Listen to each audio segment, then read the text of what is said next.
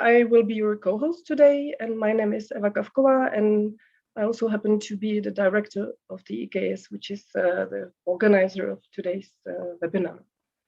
And let me say just a few words about the project. The topic of the project was to look for or research what are the influences or impacts on career choices of young people, which were in the age of 12 to 16. And we're looking into what influences their decision-making process about which school to study, what career to choose, and what kind of services are available to them. So are they familiar with the career guidance or not? Is it accessible to them or is it not? And also what role play their parents in this process. And we have carried out 3-step activities. The first one was to carry out a research in 5 countries, which were the partner countries of the project. And these countries were the Czech Republic, the UK, Spain, Greece, and Denmark. And we have sent questionnaires both to students and to their parents. Then we have organized focus group and then research circles. I'm not going to say more about the research because we're really happy to have Nikki Moore from the University of Derby, who's the leader of the research. And she will be the one who's going to tell you more about it. She will present you the results of the research and the recommendations, and it's going to happen after the workshops.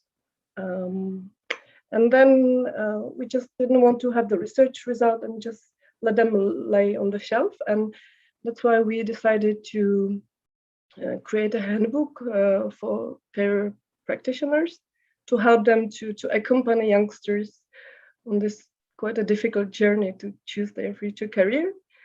And we have created the guidebook, which we will present also today after the workshops as well. And it's called the Practitioner's Guide to Uncharted Waters of Career Counseling.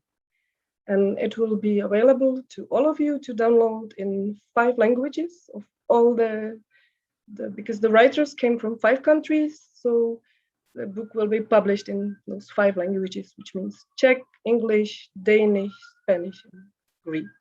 I already mentioned one of the partners, Nikki Moore, and I'm really happy and really glad that they could join us today. And it's not only Nikki Moore, who's the senior researcher of the International Center for Guidance Studies at the University of Derby, but you will see today also Siobhan Leary, who is the director of ISEX. And I'm also really pleased to welcome Miriam Demsitz. She's a co-worker of the Aarhus University, and she also used to work for VIA University College in Aarhus, which was one of the project partners. And we're really sorry we can't meet the other partners today, which were the University of Santiago de Compostela in Spain, and also Svitiniados, which is the Greek vocational school based in Athens. So we're sending our greetings to Christina, Peggy, and Katarina. Before we switch to lectures or speeches or presentations, just a few words about the program, because we have about 6 workshops, and obviously you can participate just on one of them. So just to tell you a bit more about the content, and then you will have a possibility to look on the recording after the webinar. So the first session, we'll be looking at the impacts of COVID-19 and the pandemics on the career guidance, how it has changed, what new challenges it has brought. And this session will be chaired by me and Nikki Moore from the Derby University. Afterwards, we will hear from Petr Chaluš, who's the head of the Euroguidance Center here in the Czech Republic. And he's gonna also share some news about how the COVID has impacted the Euroguidance network, which is organizing lots of international or cross-country or cross-border meetings and international conferences, which obviously couldn't take place face-to-face and had to be switched online. And then we have 1 hour for workshops from 11 o'clock. Then there's a 15-minute break. And after the break, as I already mentioned, Nikki Moore will speak about the research results and recommendations. And the topic is how to engage parents in career guidance, because parents have become kind of co-teachers or co-career guidance counselors during the pandemics, and it has had a great impact on them as well, because they had to handle both their career and also helping their kids. So Nikki will tell us more how to help them to engage in career decision-making process of their children. Because very often we face, at least here in the Czech Republic, that sometimes they're clashing with the teachers or care practitioners, and parents want something from their kids and teachers, they see differently. So the idea is that they should be on one board, they shouldn't fight each other. And then the last 15 minutes will be dedicated to our book launch, and you will have a chance to listen to my colleagues Helena Košťálová and Markéta Cudlínová, who are one of the authors. There were, I think, about 16 authors altogether, or writers. And Markéta and Helena, they were the book editors, so they really had a difficult role to put all the different texts together. And you can learn about the process of publication creation, and also some tips and hints which might be useful for you when you read the book. And just a few words about the workshops. So the first one is a focus on green career guidance, and it's gonna be the workshop. How to say it? Well, my Helena Košťálová is the one who is running this workshop, and it's dedicated to how to support sustainable careers, especially in the era of coming ecological crisis or climate crisis, or how to create sustainable jobs which don't damage the planet. And I really like what Miriam Dimsit said, that we should live with the planet, not of the planet. So this is something you're gonna hear from Helena. And maybe I can tell you a secret that Helena has just returned from a 1 week in the wilderness, where she was attending an eco-art therapeutical workshop or training. And I hope she's gonna share some tips she has learned there about eco-psychology. So it's gonna be really wild, and I'm sure we're gonna enjoy it. Then the next workshop is called Why Do We Need Critical Reflection in Career Guidance? And the workshop is run by Siobhan Neary from the University of Derby and by myself.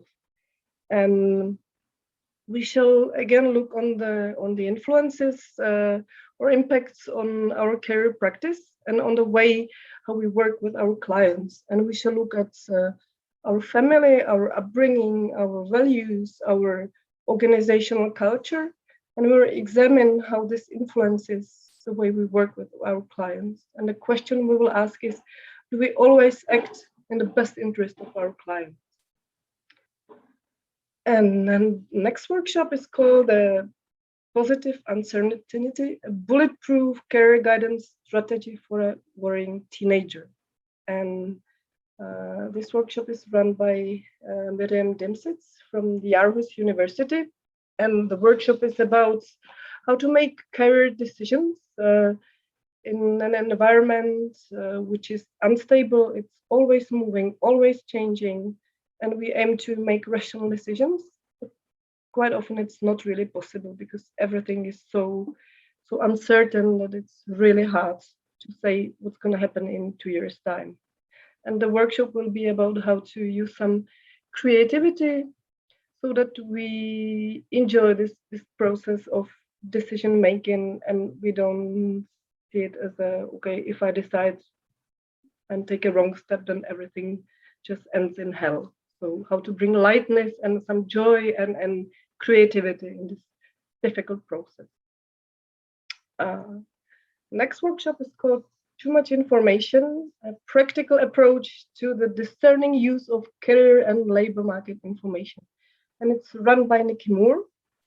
And the topic is, or the content of the workshop is that we're just currently overwhelmed with information. Yeah, we're receiving information nonstop, and it's driving us crazy quite often because we just don't know how to stop it.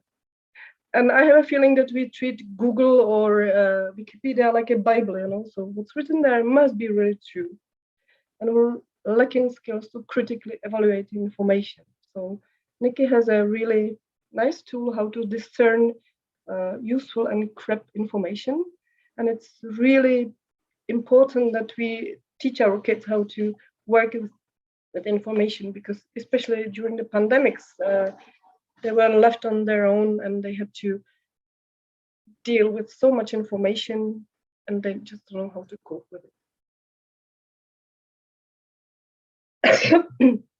Excuse me. And the next workshop is called How to Not Give Up and Endure Change.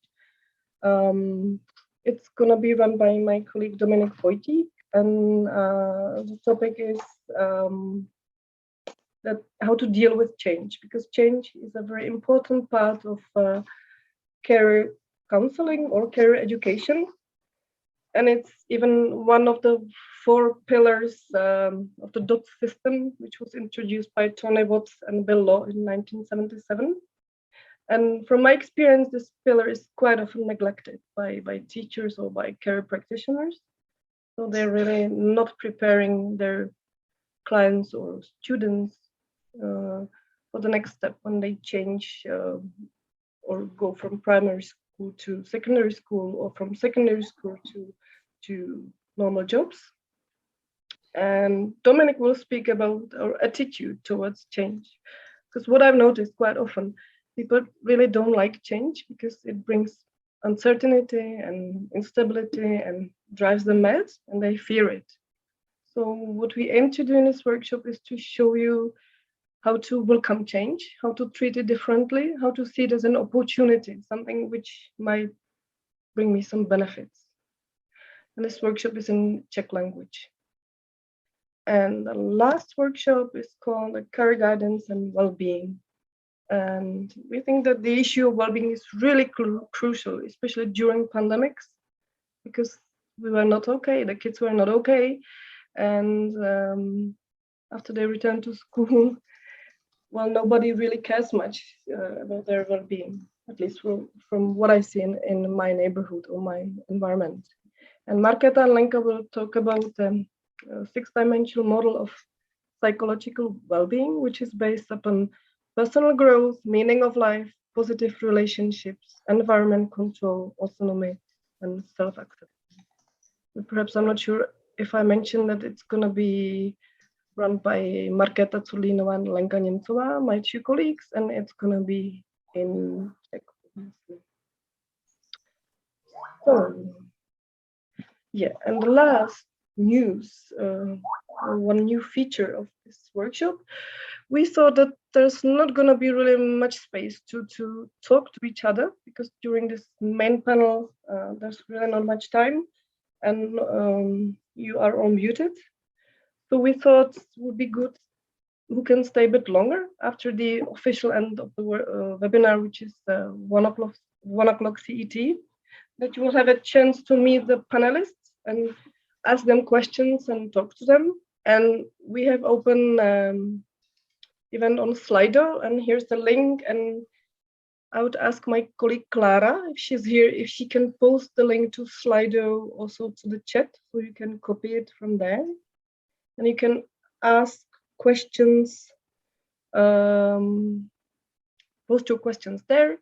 And in this session at 1 o'clock, we shall open a session here in the main room, and we will answer your questions from the Slido.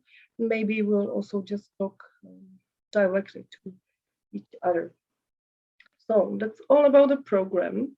And I would like to ask my colleague Nikki if she could open her camera and microphone. So I've done that, Eva. Can you see me? I can see you. I can hear you. Excellent. Brilliant.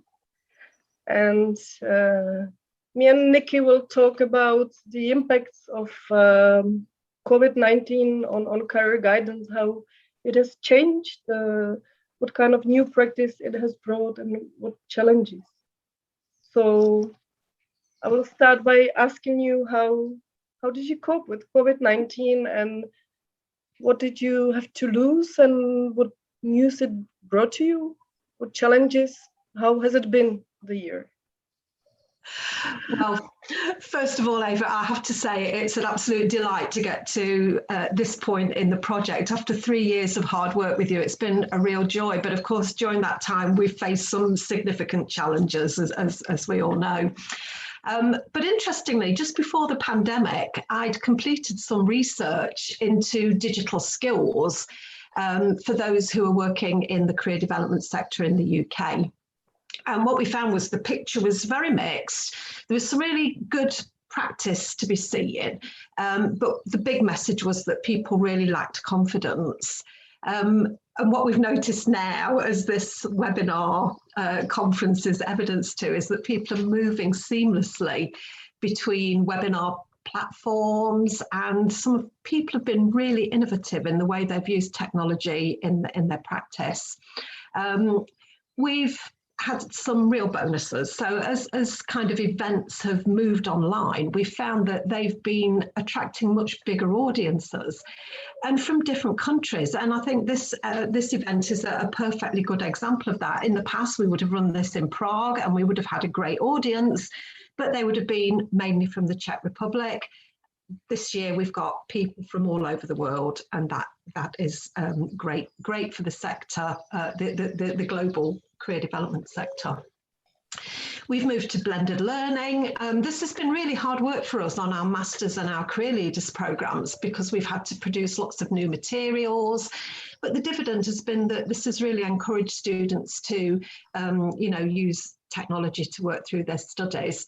And this time, for the first year, we've actually run an online academic debate where the students on our master's programme have taken a topic and debated that. And that was innovation and was very successful. Unfortunately, we've all spent too much time, I think, using screens, and we've had to monitor our own mental health. I don't think we'll ever go back to the way it was before the pandemic. But we do have to take into account some of these issues, and I'll touch on those in a minute. But, I do think one of the big bonuses has been for the environment, and we do touch on green careers later on in the programme. We've reduced a lot of travel and therefore the carbon emissions, and I do think that people are starting to connect the outcomes of the pandemic with that, which is great news. But I mean, obviously, I've talked about what we found in the UK. Eva, what have you found in the Czech Republic? Have you found similar things? Well, yeah. When I was preparing for the conference and thinking how this year has been, I found out that there has been like 3 stages. The first stage where that everybody was really afraid of using the technologies, yeah. And we're working both with professionals, let's say in schools, career counselors at schools, or practitioners, and also with, let's say, like normal people, which are mothers of small kids or migrants. And we really didn't see a difference. Yeah. So even the teachers were really not ready to go online. They're really struggling. And it was really difficult we were struggling a bit, because we thought it's really some sci-fi, working online.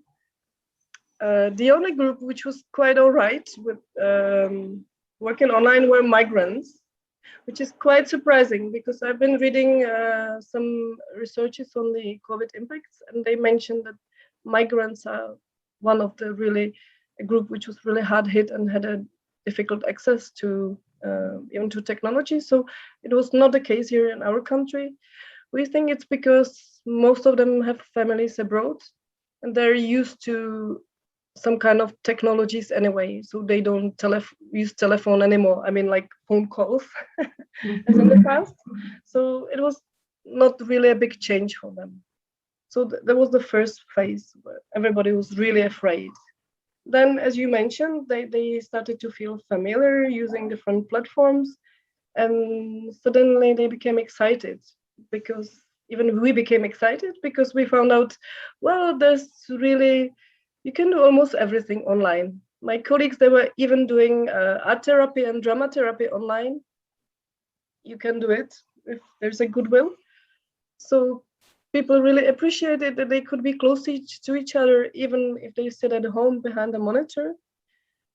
And so it was a nice period. But unfortunately, this period has ended, and now we're in the third period, and everybody's just really tired.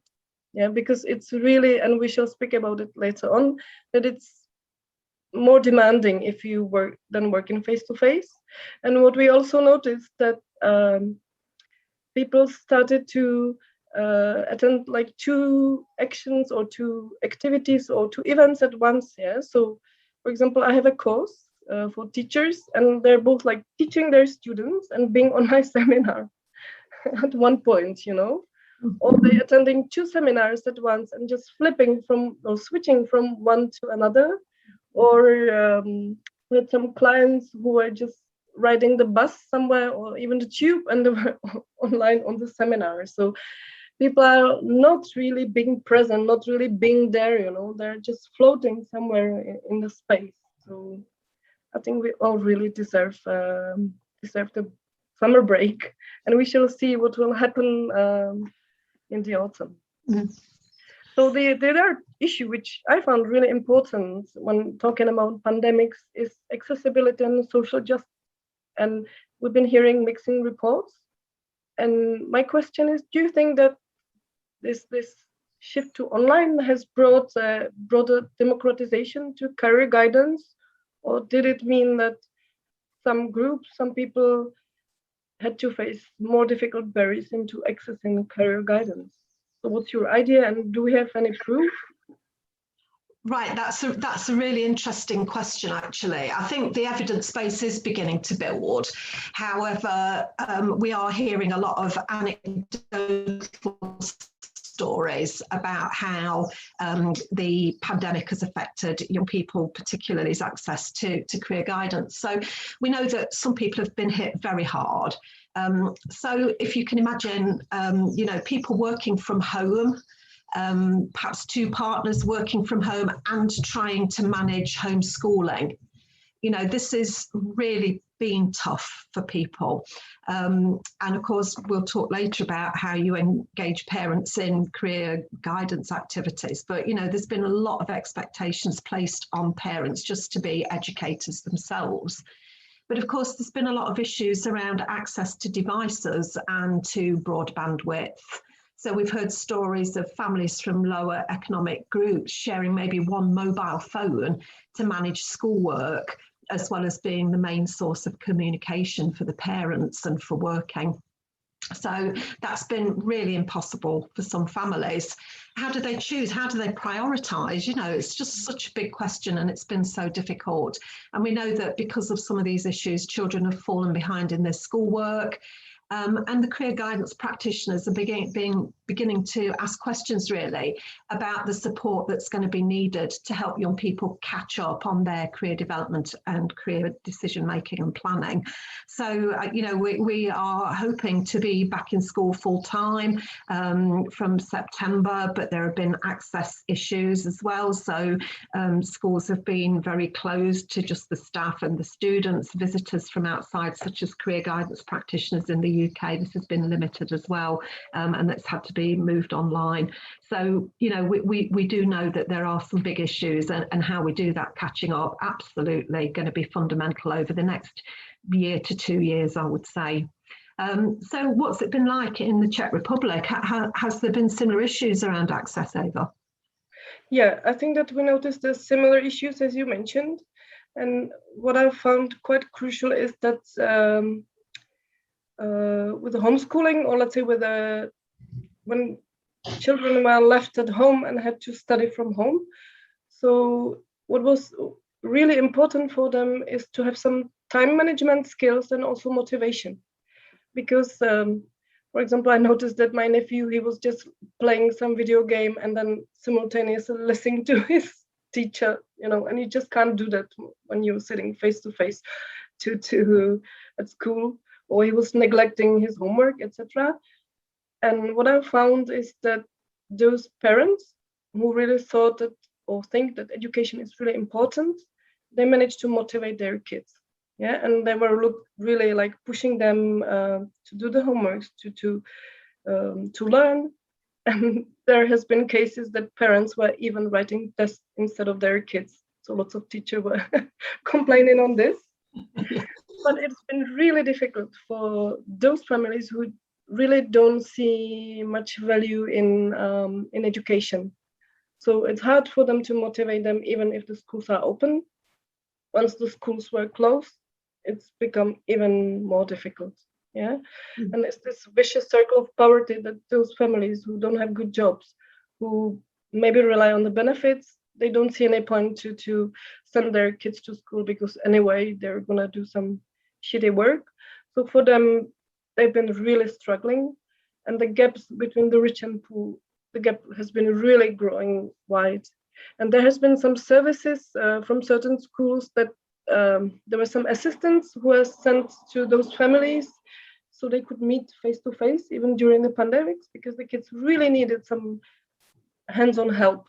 Yeah, but I think we still don't know what the impacts really will be, but I think that this will be really a major problem. It has been even before the pandemics, and this has just widened the gap even more. Yeah, and now I have a question to our participants. What has been the situation in your country, or do you have some evidence on what were the impacts on social justice in your country? And do you think that the pandemics has brought a greater access towards career guidance? Because I've heard people saying, well, it's been good because people from remote areas who really had like a long travel to reach some services, once the services shifted to online mode, it's been easier for them to access those services. So from this point of view, we can really say that it's easier to access it. Yeah, but then there are all these questions with the technologies, if people are IT skilled, if they have enough confidence, if they have even the equipment or tools, which some of them don't. So we're reading reports that, yeah, the gap is growing wider. So I'm really interested to, well, I can't hear directly from you, but I can read it in the chat. So I would ask you to write some messages or information for us in the chat. What has been your experience? How did it work in your countries?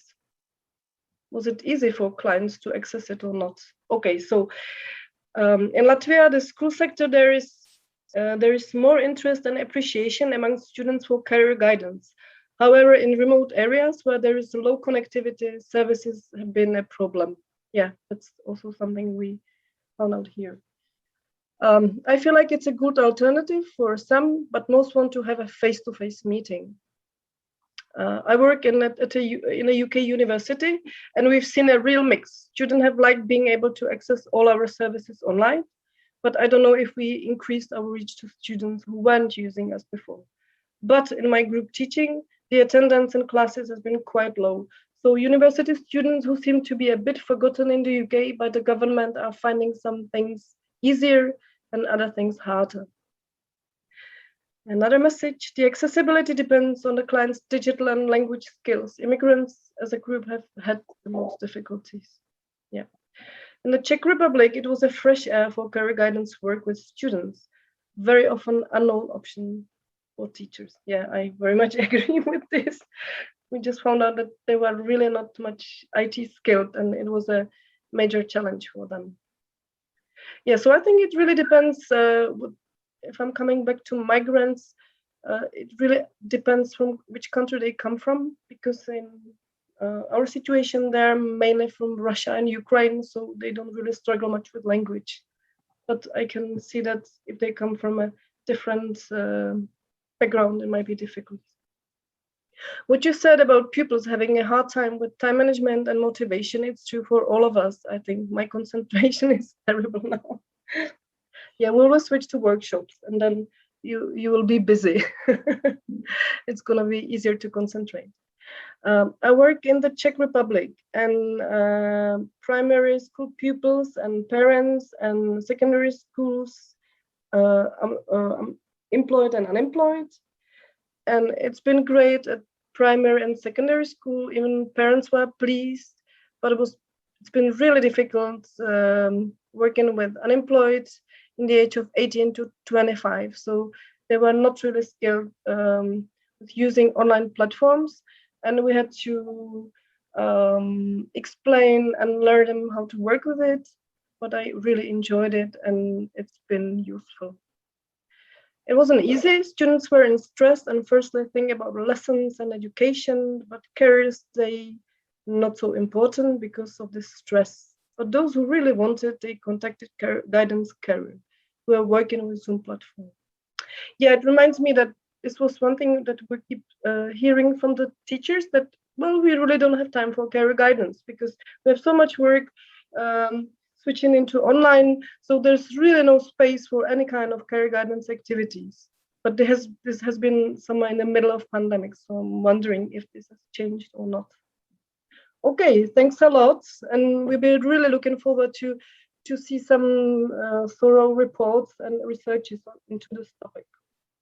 Okay, last bit.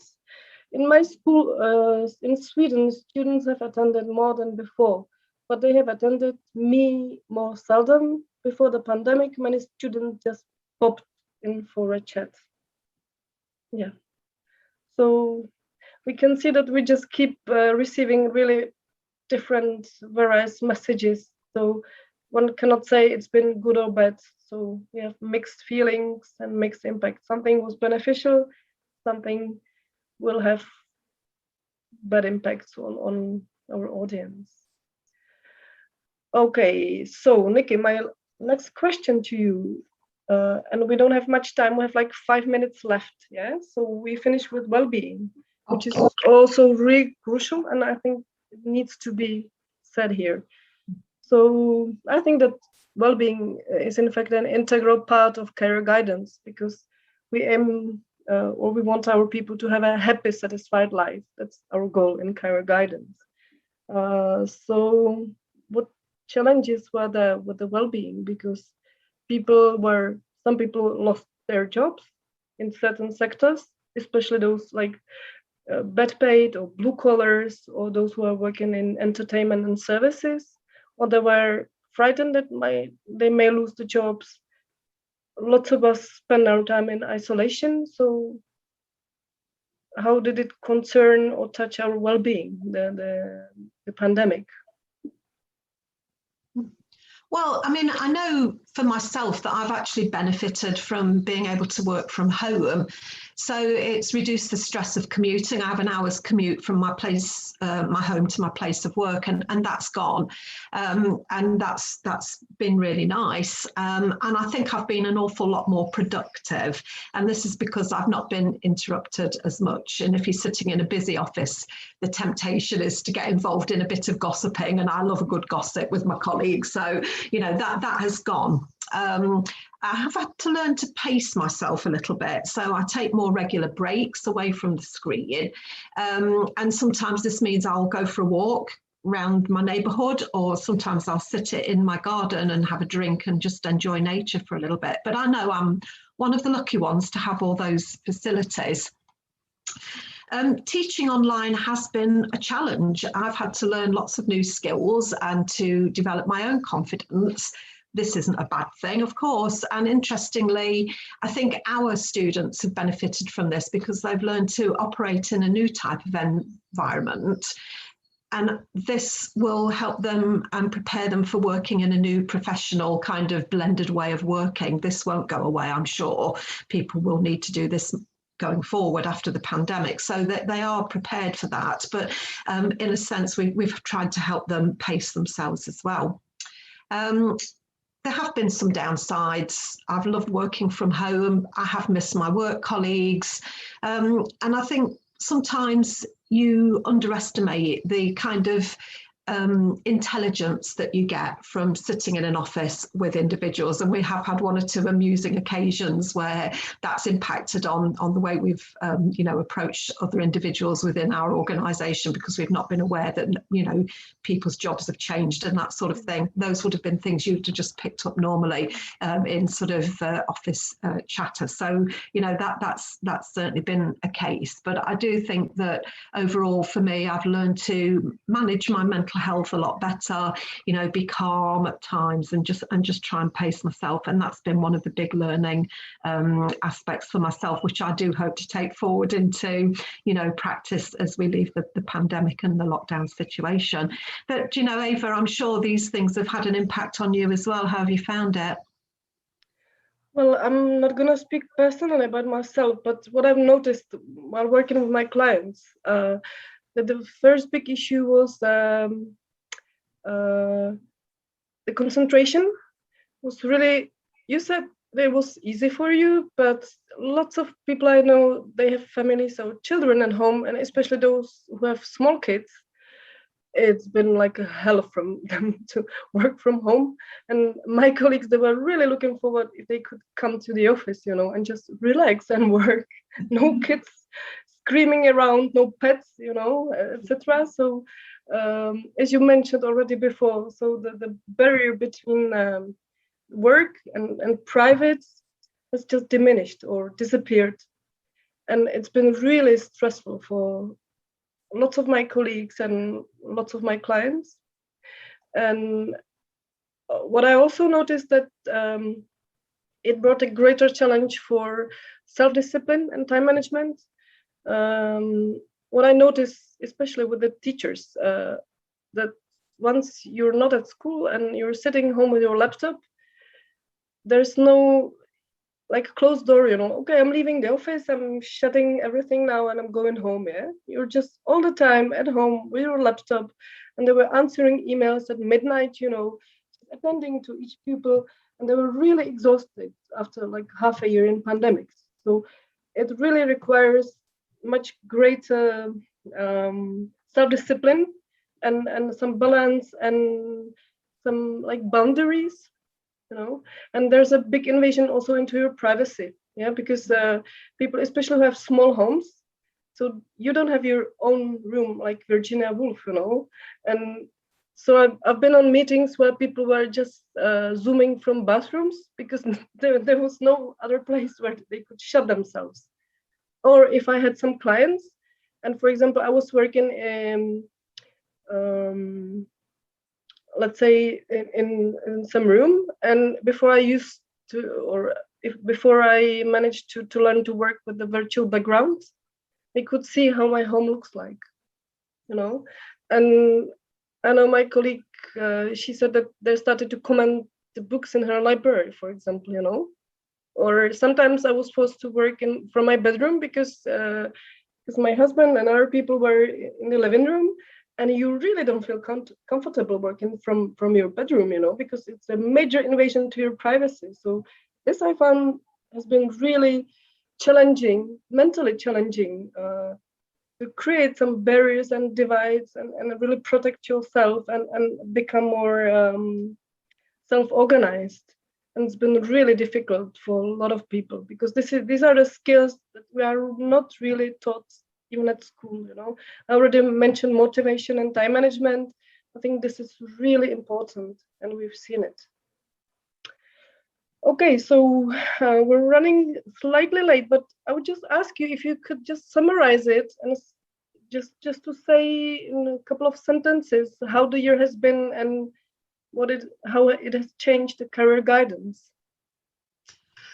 Okay, well, I think that there are some big headlines here. So, of course, I think we should recognise that it's been a tough year for everybody, but it's been tougher for some than others. And we shouldn't lose sight of the fact that for those of us who are privileged to be able to work from home in comfortable circumstances, this hasn't been the case for everybody. And of course, adults and young people have been impacted because of this. So, you know, there are some intriguing things to think about. One of the things I'm particularly interested in thinking about has been the impact on young people in terms of their understanding of the world of work, because of course they've been working alongside their parents often, and they will have heard conversations and seen parents working. And I wonder, you know, has that changed their view of the world of work at all? So, you know, there are some big questions that remain unanswered. But of course, what I think are other big headlines are that, you know, congratulations to career professionals, because they've worked so hard at overcoming the barriers, and they've done this in creative ways. They've embraced new technologies. They've worked hard at managing their own mental health in order to serve the people that they are supporting and guiding. And, you know, this has been a challenge to them, but they've risen to the occasion really, really well. But there is a job going forward. We know that there are lots of young people out there who need some support to catch up the career learning and development that they've missed. And so for all of us across the world, we need to be thinking about how we put in additional support for these young people. And I think that's going to be one of the big challenges going forward, Eva. Thank you, Nikki. And thanks Does that everybody. sound a good summary, do you think? Yeah, it does.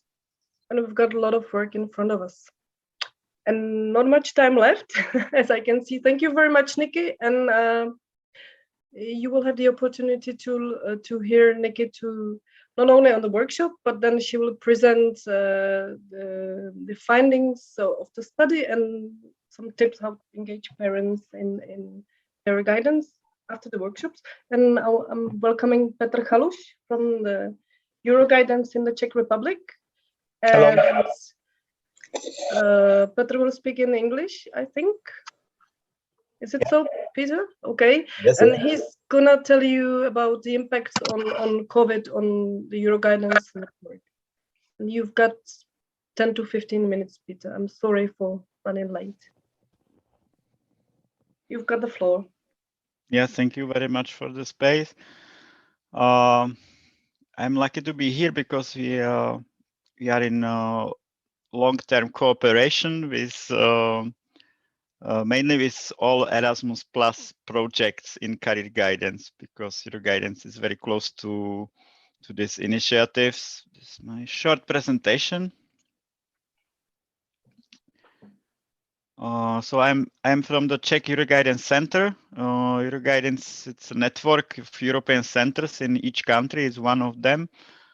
So I'm representative just the Czech center, but I'm in close cooperation with all colleagues in Europe. So I would like to share my inspiration, not just from the Czech side, but also a little bit from European. Short introduction about Euro Guidance, mainly about the future, because it's still very new. And maybe it's like a little bit a topic of some new influences to the networks, to Erasmus Plus.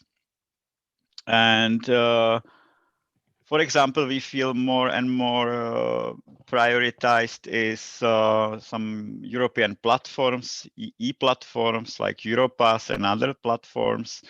And it's also influence of the times, this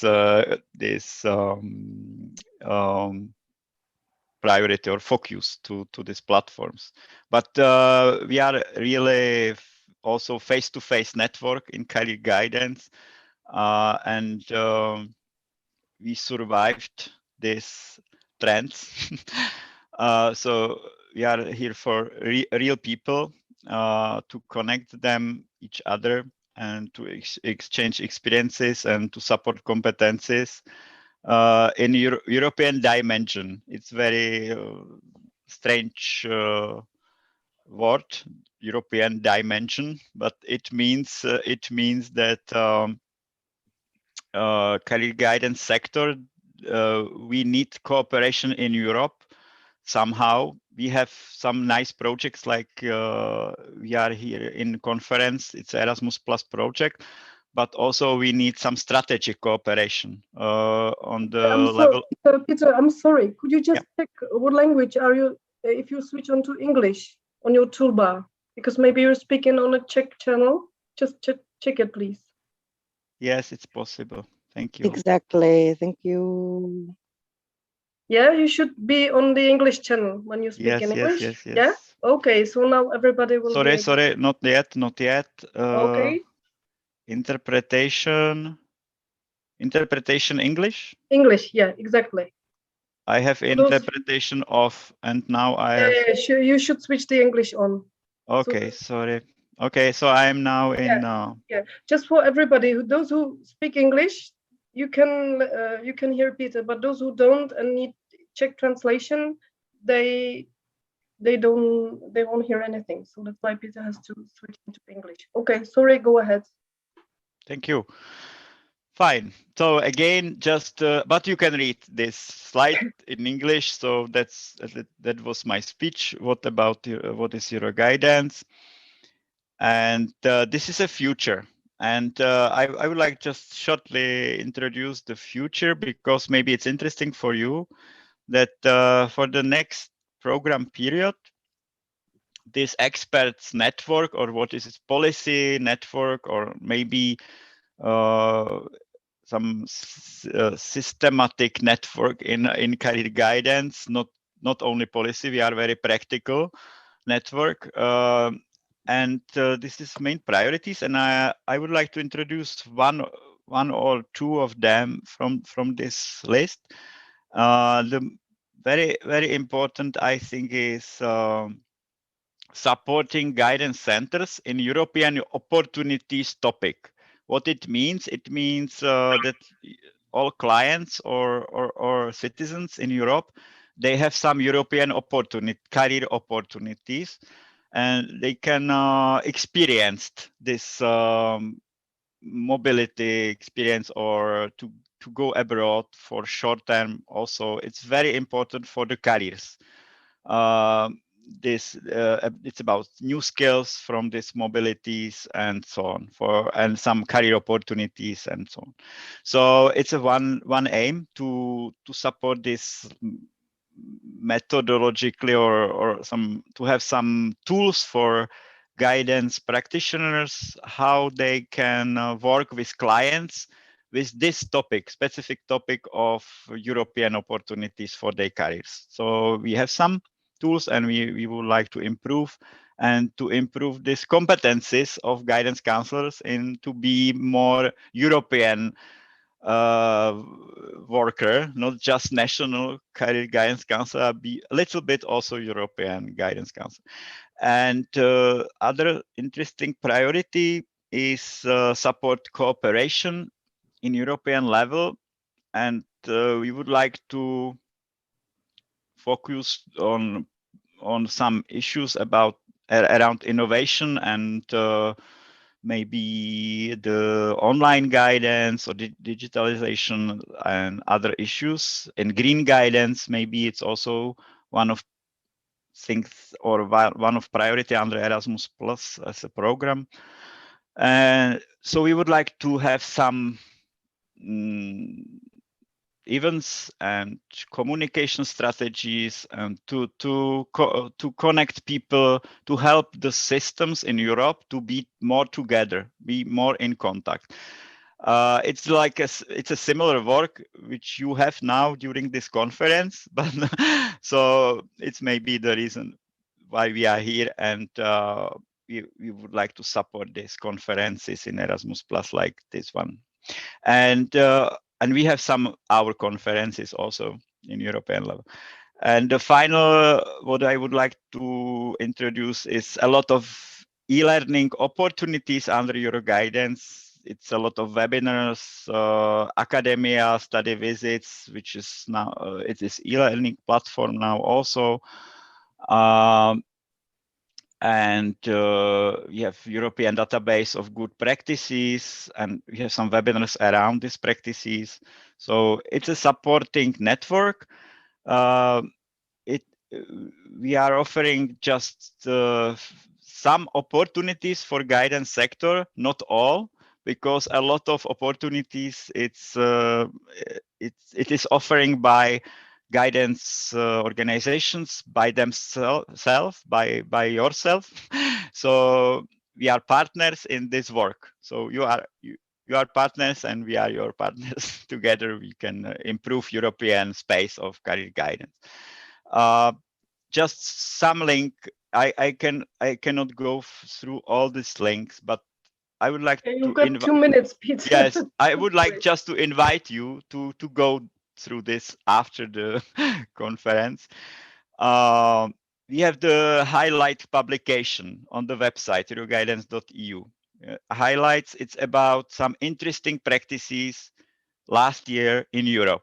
So you can read about it. We have outcomes from conference European, it was in the Czech Republic, and a lot of recordings of the speeches and workshops you can see in this website. You can read the National Career Guidance Awards from 5 countries in Europe in English, and you can read this publication. You can read our journal, Insight. It's a European Euroguidance journal about news. And we have a lot of webinars, as I said, and cross-border seminars, which is online now. And so I would like to invite you.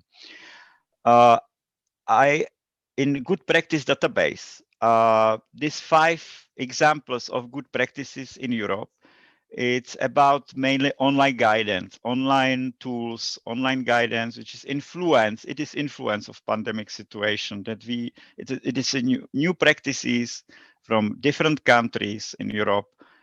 Very, very various practices. It's a lot of variants of these practices, and small and big and so on. But these 5, it's about. I feel the influence that we are going more online in career guidance, and I have no time. But these 3 links, it's to CEDEFOP and OECD studies, which all 3 the studies are very, very new resources. We are in close cooperation with these partners like CareersNet and OECD experts and so on. And I would like to recommend you to read about the influence to pandemic situation to career guidance. What is changing? It's studies, and it's interesting reading.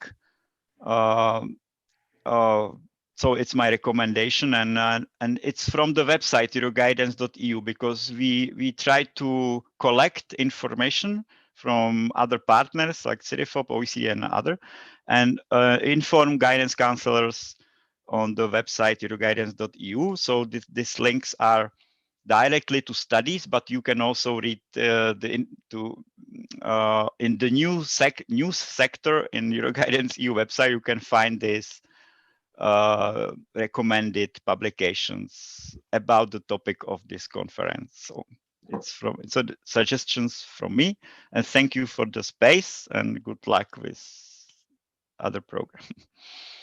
Thanks a lot, Peter. Thanks for the usual useful links and information. And don't worry, we will send Peter's presentation to you, so you will get all the links that he presented here, and you will have enough time to read them, to go through them. So after the conference, it will be both posted on our website, and I guess you will receive it also via email. So now we have time to break for the workshops. So now please use the different links that you received via email.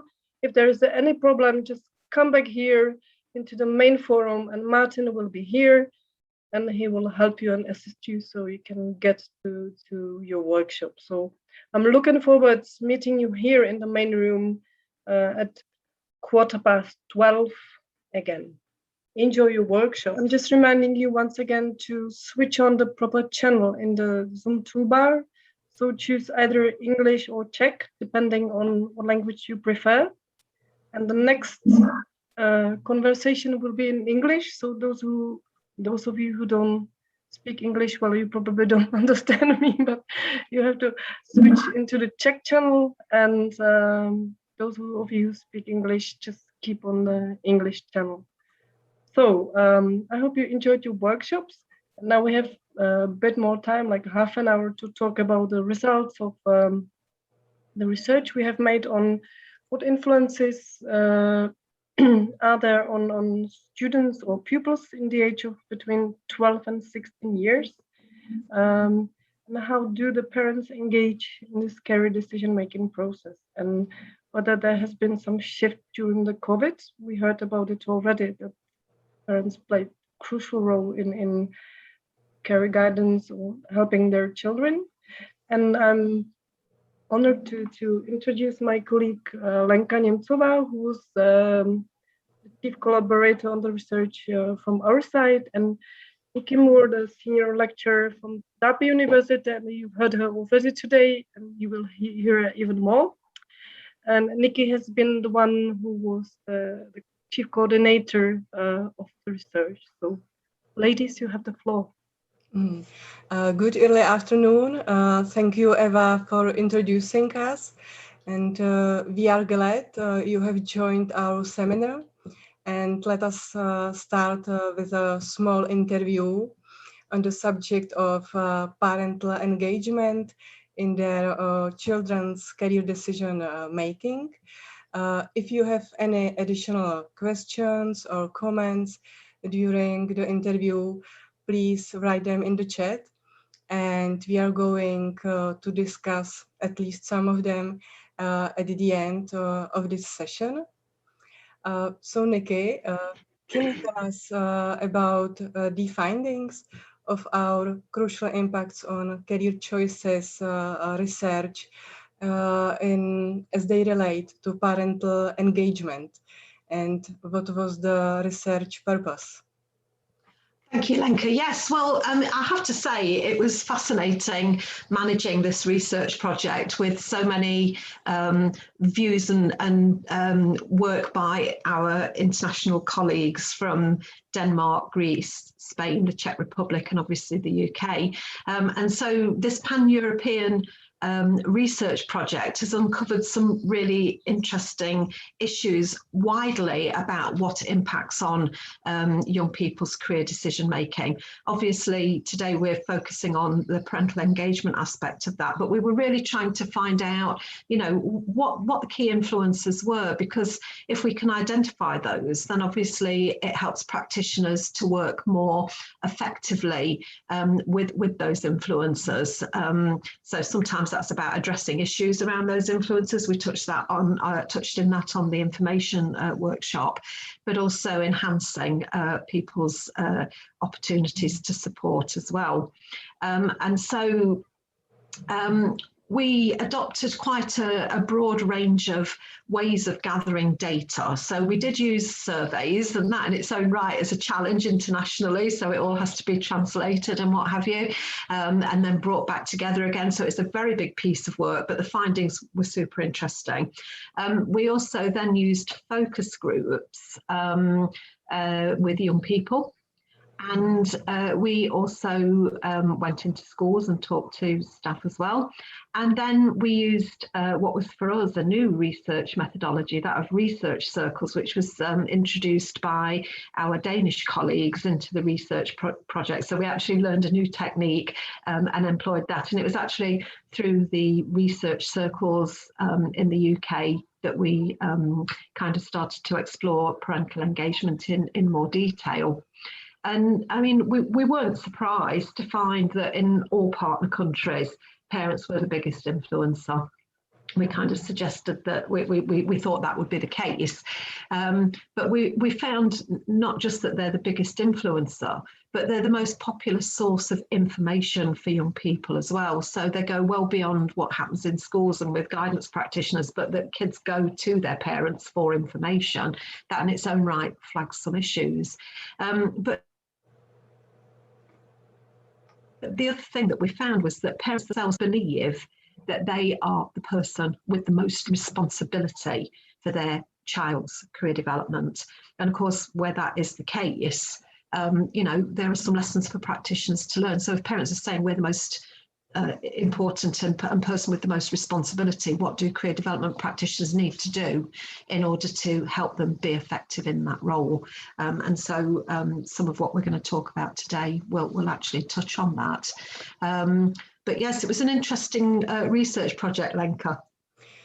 Nikki, when talking about parents, can you tell us something about the parental involvement in the UK, about the policy of this involvement? Okay, sure, no problem. I mean, in the big research report that we've published, you know, we unpack policy across all of the partner countries, but in the UK, we've got some interesting guiding principles around career guidance. There are some big and lofty statements about this. So in the UK, parental involvement is seen as essential. However, there are no statutory requirements for schools to work with parents.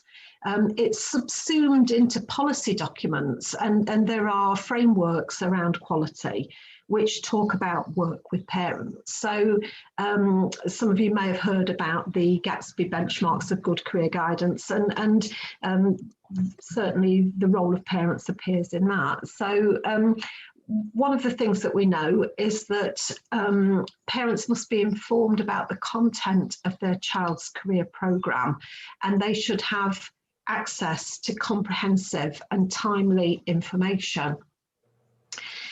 Of course, that's helpful. It tells schools what they should be doing, what they should be providing parents with, but it doesn't really tell schools and practitioners how to do this. And the natural outcome is that provision does vary between schools. In some schools, parental engagement is limited to information on a school's website, and maybe opportunities for parents evenings to discuss progress. And in other schools, there's a really strong programme of parental engagement, which includes invitations to skills and careers fairs and activities such as speed dating, where young people quiz a variety of adults, often the parents of pupils, about their roles and their work roles and career roles. So we know that, you know, it's something that the government recommends, but they don't really tell people how to do that. They just suggest that it's good practice. Okay. And what are the biggest challenges for parents to help their children with career decision making according to our research results?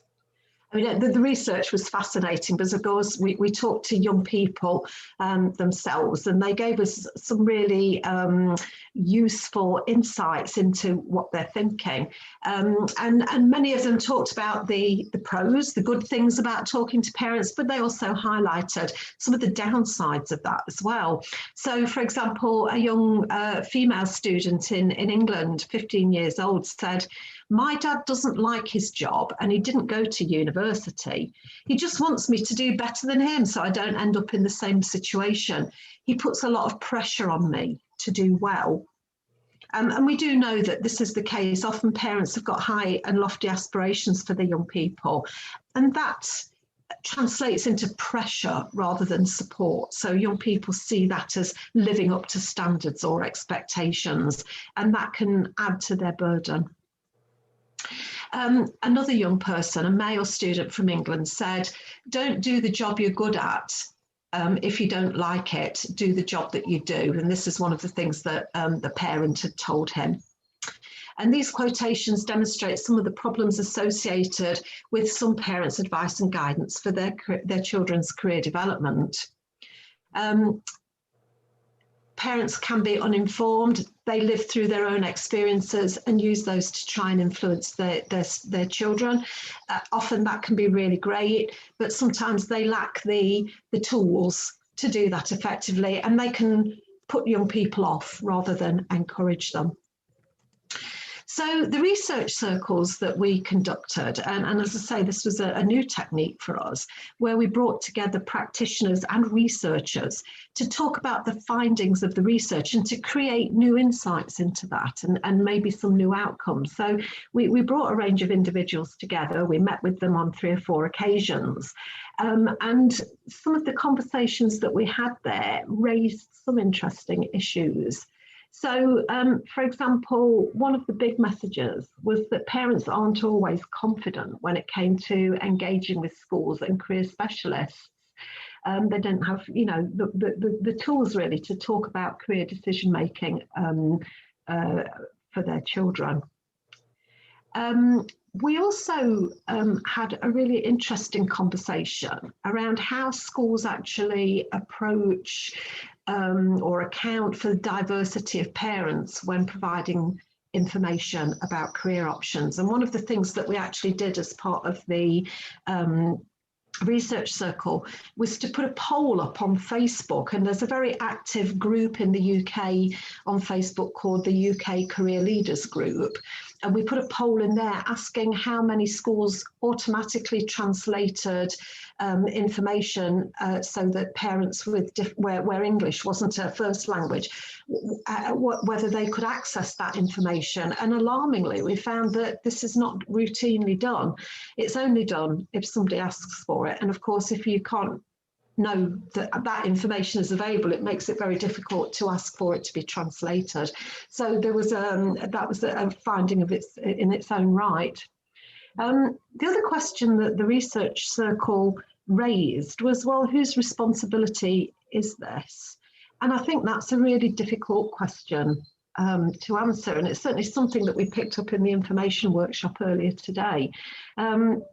In Sweden, for example, one of our colleagues today was telling us that young people are automatically taught information handling skills, but that adults still are trying to catch up with that. And so where does the responsibility lie? Is it with the school to work with parents so that they know how to support their young people more effectively?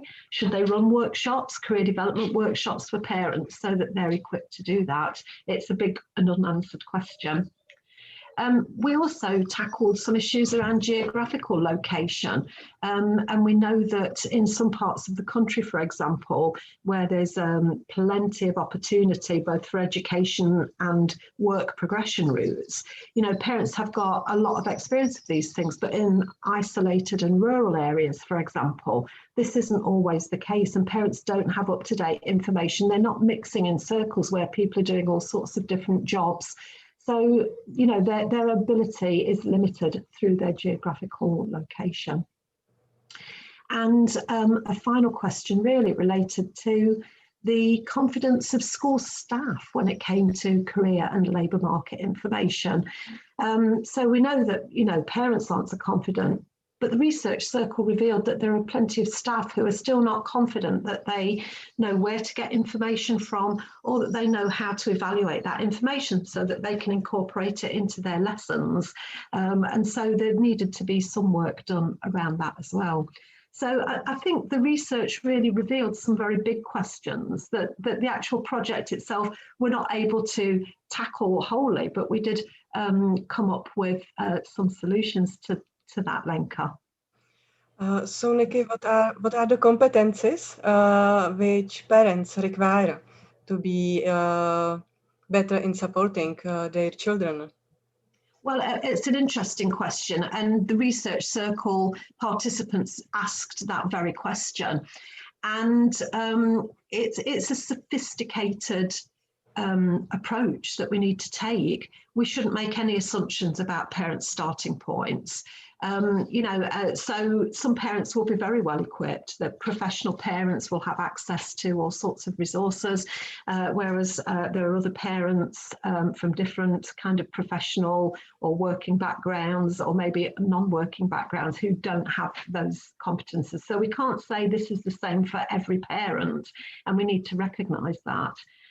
We also need to understand that young people's career development starts very early, and the research revealed that in some instances, young people, you know, age around 7 are starting to think about their futures. But that is in a less sophisticated way than young people who are maybe 17. And so parents need different skills at the different ages and stages of their children. So it's a complex question to answer. But we started to try and confront this. And we used a framework which many of you may be familiar with, the DOTS model. And I know Ava alluded to this earlier on in the session. So the DOTS model was created by Tony Watson, Bill Law in the 1970s, but it's an abiding framework which helps people to think about the domains of learning that need to take place both in the careers programme, but in this instance for parents themselves. And the DOTS acronym stands for the following. So it suggests that if people are going to be competent career planners, they need to understand the skills of decision making.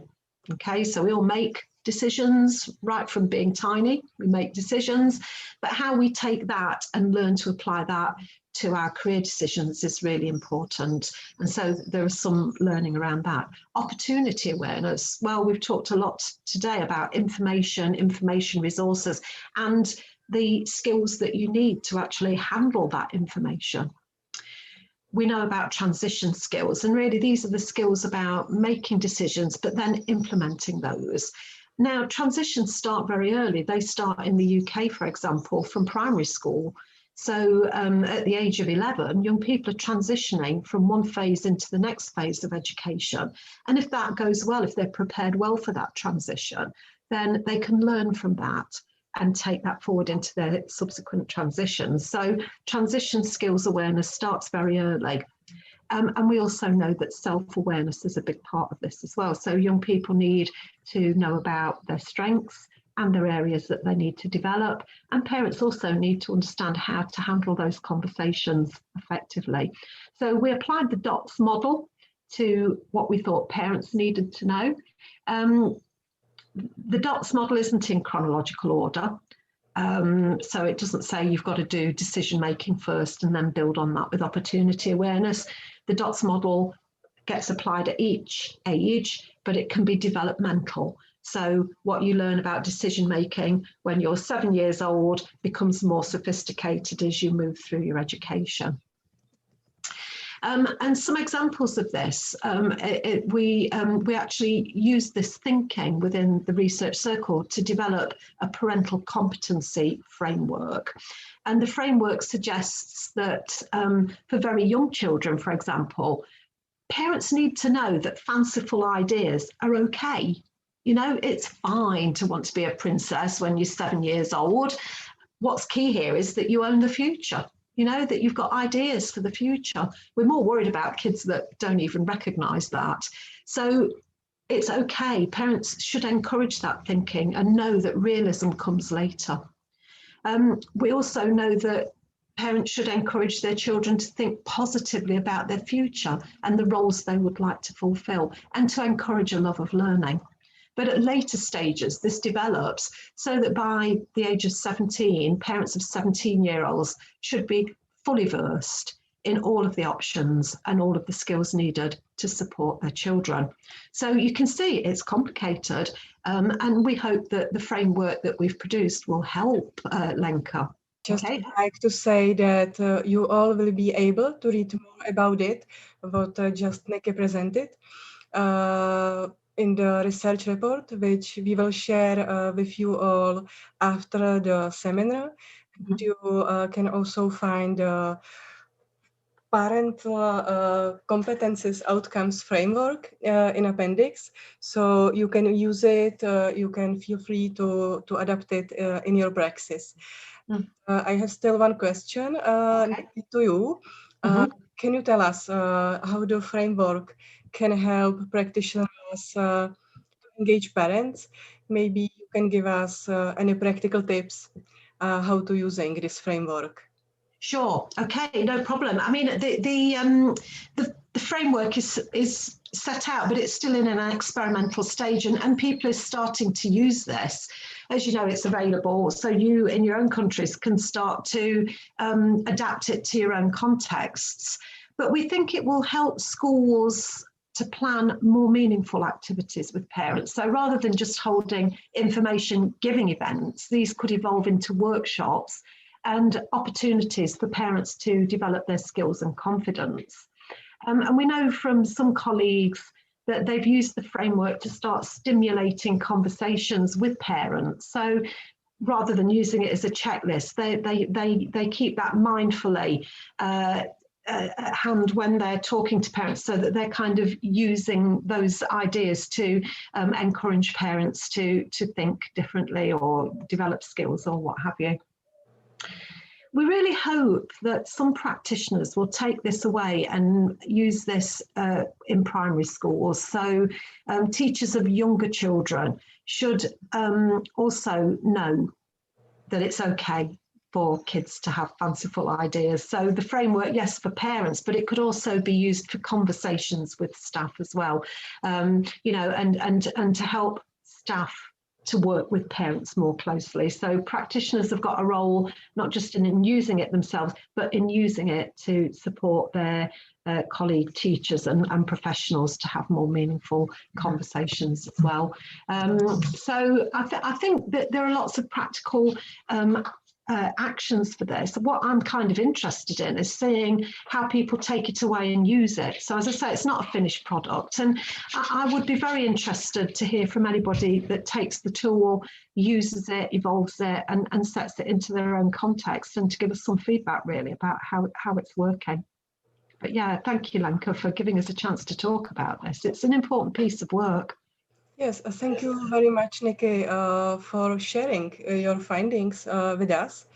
And now we have time to answer the questions from the chat.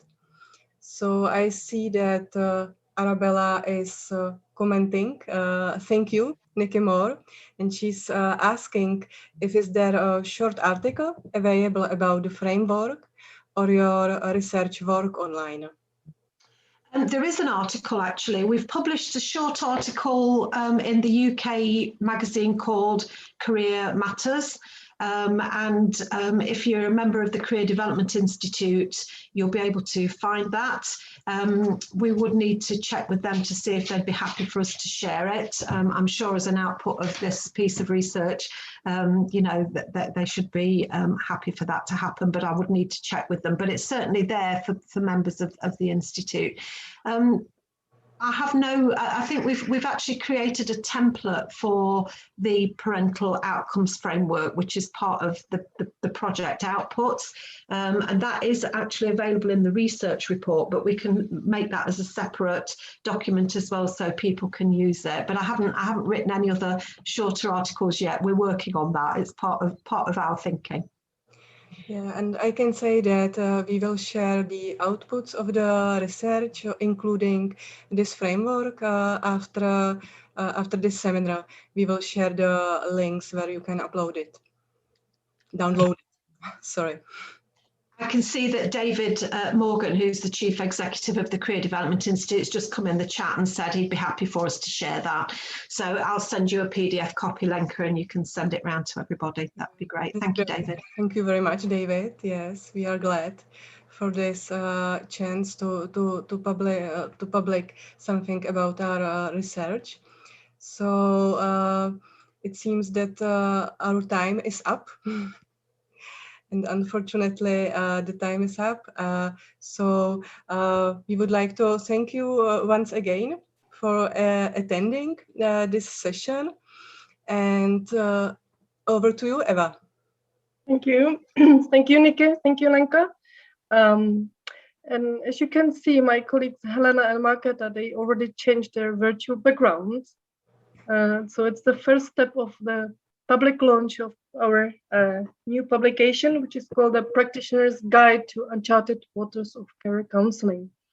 And lots of the topics that were mentioned in the workshops are actually based upon the articles in the publication. So don't worry if you didn't manage to participate on certain workshop, you still have a chance to read something about it in our brand new publication. And as I already mentioned, it will be published in Czech, English, Danish, Spanish, and Greek, and it will be downloadable on our website. And now I hand over the word to my colleagues Helena and Markéta, who are the editors of the publication, and will tell you more about its contents and the process of its creation. Thank you, Eva. Thank you. My question is, shall I speak Czech or English? Oh, sorry. Yeah, you will speak. Sorry, I just forgot it. Helena and Markéta will speak in Czech, which means that you can stay on the channel that you are, because you will hear the English interpretation. So those who speak Czech will listen directly to Helena and Markéta on Czech channel. And those who don't speak Czech, which are many of you here, so just stay on in English channel and you will hear the translation. Dobrý den ještě jednou, já doufám, že mě slyšíte v správném kanálu. A já jsem tady proto se svojí kolegyní Markétou, abychom vypustili do světa knihu, na které jsme vlastně několik let pracovali, ke které jsme si vybudovali emocionální vztah a kterou teď s velkou láskou chceme pustit do světa k našim čtenářům. Je to knížka určená pro kariérové poradce a především se zvláštním důrazem pro ty, kteří pracují s mládeží, to znamená s lidmi, kteří jsou v takovém tom věku mezi zhruba tak jako 12-17 lety, to je stejná cílová skupina, jako se jí týká ten náš výzkum, o kterém mluvila Lenka Sniky. A jsem ráda, že jsem tady dnes s mojí kolegyní Markétou, která byla mojí spolueditorkou a jsem velmi vděčná, že se mi s ní krásně pracovalo a proto na to chci navázat a ráda bych vlastně to vypuštění, to uvítání té knihy vedla dialogem s Markétou. Takže já začnu otázkou na Markétu. A ta knížka se v češtině jmenuje Cesta za horizont kariérového poradenství. My bychom ji opravdu chtěli, vlastně ten název pro nás má svůj význam a chtěli bychom naše čtenáře opravdu vyslat někam, dohlédnout dále až za ty horizonty. A já se tě, Markéto, zeptám, když se náš čtenář vypraví za horizont, co tam uvidí? Pro mě ten horizont hodně symbolizuje něco nového, neznámého. Já to mám hodně spojený s nějakým překvapením a prozkoumáváním. A tak jako každý z nás je jiný, tak věřím tomu i, že za tím horizontem každý z nás najde něco trošku jiného. A když jsem o tom přemýšlela, tak když už jsme v těch metaforách, tak mě napadla metafora z pohádkového příběhu Harryho Pottera. Jestli máte malé děti, tak možná znáte a možná ho znáte, i když nemáte malé děti, jako třeba já. A v jednom díle Harryho Pottera on se setkal s kouzelným zrcadlem, které vlastně bylo začarované tak, že každý, kdo se do něj podíval, tak v něm uviděl to, co si nejvíc přeje. A malinko podobně pro mě funguje ta metafora toho horizontu, protože rádi, aby každý náš čtenář, který se za ten horizont vypraví a půjde za něj, aby tam vlastně nalezl to, co aktuálně třeba potřebuje, to, co aktuálně ho zajímá a dokázal si to vlastně pro sebe tam objevit a přenést potom do té své praxe. No a já se zeptám zase na oplátku tebe, Heli. Když už se teda rozhodnu jako ten poradce jít za ten pomyslný horizont, jak se tam vlastně můžu dostat? Jezdí tam něco? Jezdí. Je tam dopravní prostředek a ten dopravní prostředek, jak se dostat za ten horizont pro nás, je kritická reflexe. My jsme se rozhodli použít, vlastně integrovat do celé té knihy. Kdybyste se mě zeptali, co to vlastně je, tak pro mě je to hodně o schopnosti přemýšlení o sobě, kladení si těch správných otázek, nastavování zrcadla.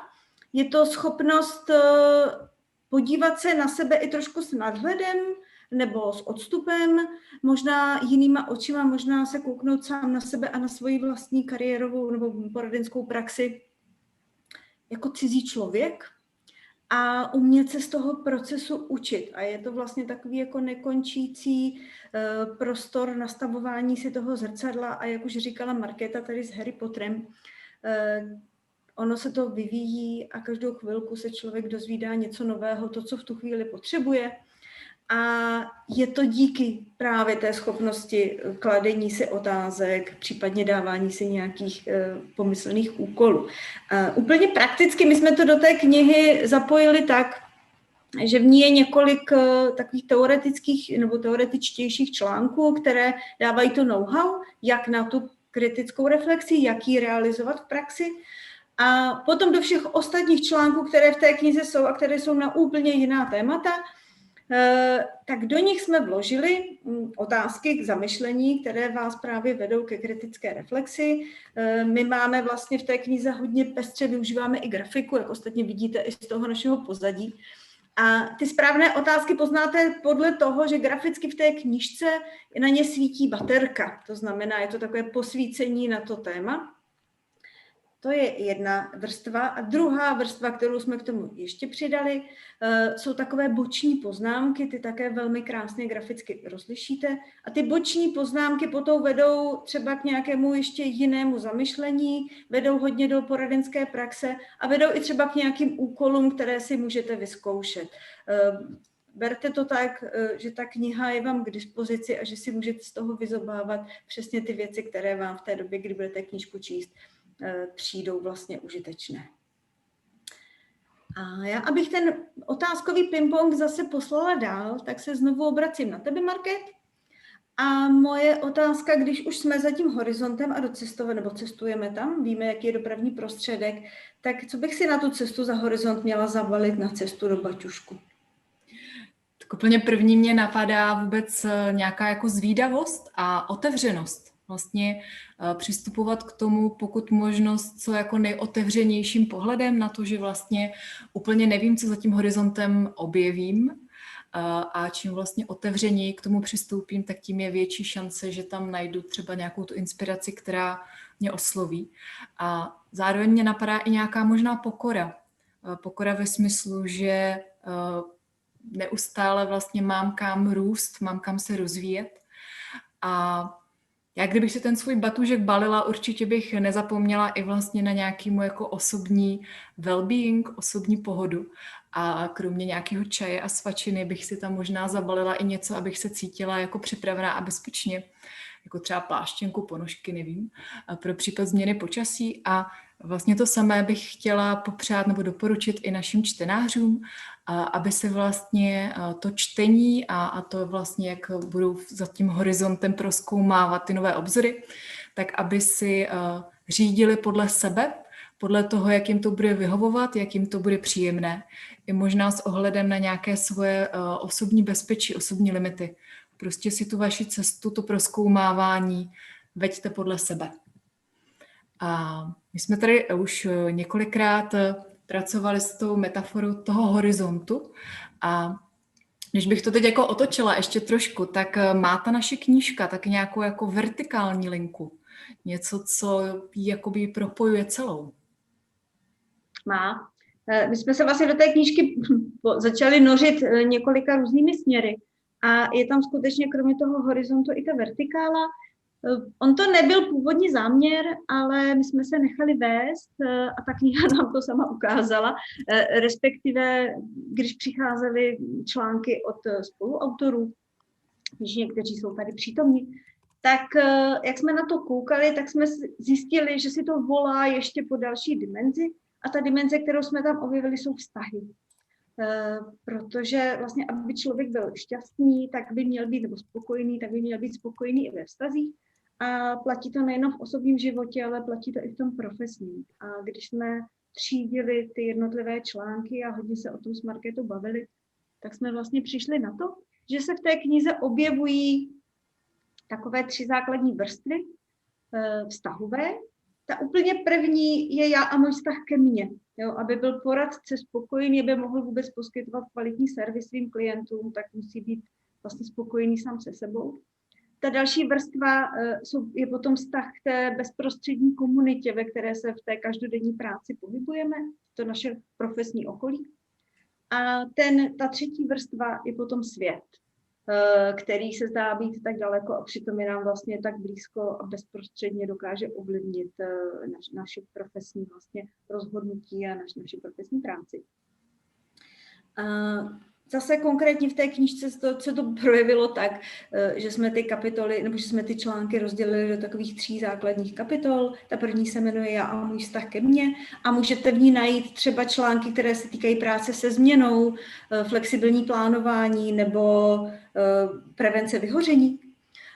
Ta druhá kapitola, to Já a moje okolí, tak v ní můžete nalézt například, hodně se věnujeme tomu tématu práce s rodiči, o kterém tady krásně mluvila Niky s Lenkou. Objevuje se tam ale i práce třeba s žáky nebo síťování vlastně se svými kolegy, když se bavíme například o kariérových poradcích, kteří působí na školách, tak jak je to o té provázanosti vlastně s těmi ostatními učiteli. A ta poslední vrstva Já a svět, tak tam se objevují články na téma třeba udržitelné poradenství anebo zohlednění právě informačních technologií v kariérové nebo v práci kariérového poradce. Napadá ti, Market, k tomu ještě něco? Že ještě taková druhá linka, nebo to, co má celá ta kniha společné, bych řekla, že je rozmanitost a pestrost. A to hodně souvisí s tím, že tu knihu spolu vytvářelo 18 autorů a autorek z 5 různých zemí. A ta pestrost se projevuje jak v těch tématech, tak i ve formátech těch textů, které tam najdete. Nenajdete 2 stejné, nechali jsme to tam zcela tak vlastně záměrně, protože jsme tam vlastně chtěli i, aby se tam ukázala vlastně ta pestrost nás jako autorů. Takže tam najdete různé úvahy, odbornější laděné články i nějaké třeba případové studie, rozhovory, texty s cvičeními. Snažili jsme se, aby ty texty byly v nějakém rozumném, kratším rozsahu, aby byly svižné a čtivé a aby byly opravdu praktické.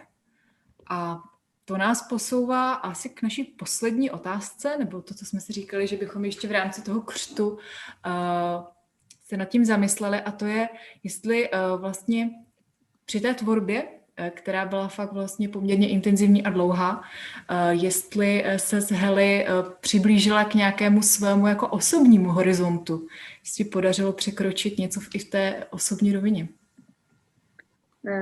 Děkuju. Mě ta práce na té knížce vlastně posunula profesně trochu dál a stala jsem se na chvilku lékárnicí, nebo získala jsem kompetence, a totiž ve smyslu vyvažování na těch lékárnických vahách. Jak se říkala, ta knížka je hodně jako pestrá. Experti, kteří do ní přispívali, bylo nejenom mnoho, ale jsou to všechno opravdu renomovaní experti a my si jejich znalostí velmi vážíme.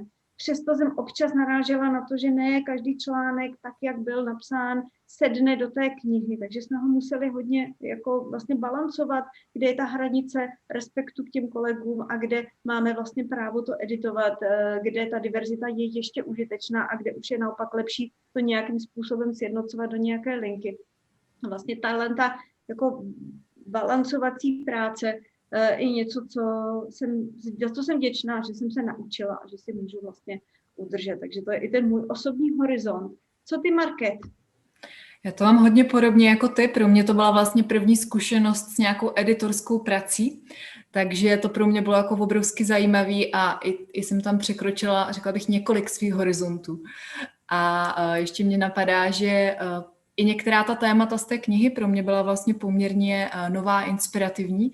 Napadá mě třeba téma, jak vlastně se podívat na poradenství z nějakého filozofičtějšího úhlu pohledu, nebo právě jak pracovat kritičtěji s informacemi, nebo samotná ta kritická reflexe a její jako zarámování třeba i do nějaké teorie, tak to vlastně byly témata, z kterých jsem i během té tvorby vlastně čerpala a staly se pro mě takovým symbolickým prostorem pro překračování toho horizontu té poradenské praxi. A já myslím, že v tuhle chvíli už nezbývá nic jiného, než tu naši knihu symbolicky poslat do světa.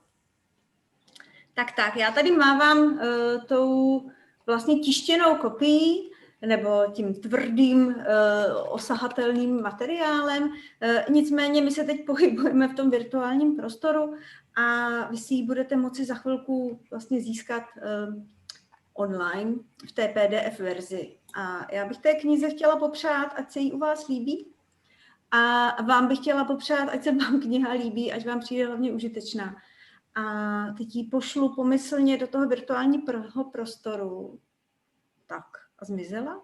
To znamená, že už je někde ve vlnách, na drátech, u vás, je na cestě k vám, tak přeju, ať si užijete. Takže už tam putuje, tamhle u Evy vidím, jak se tam... Dojela k Evě. Dojela k Evě, to je rychlost, je to fičák. Okay, so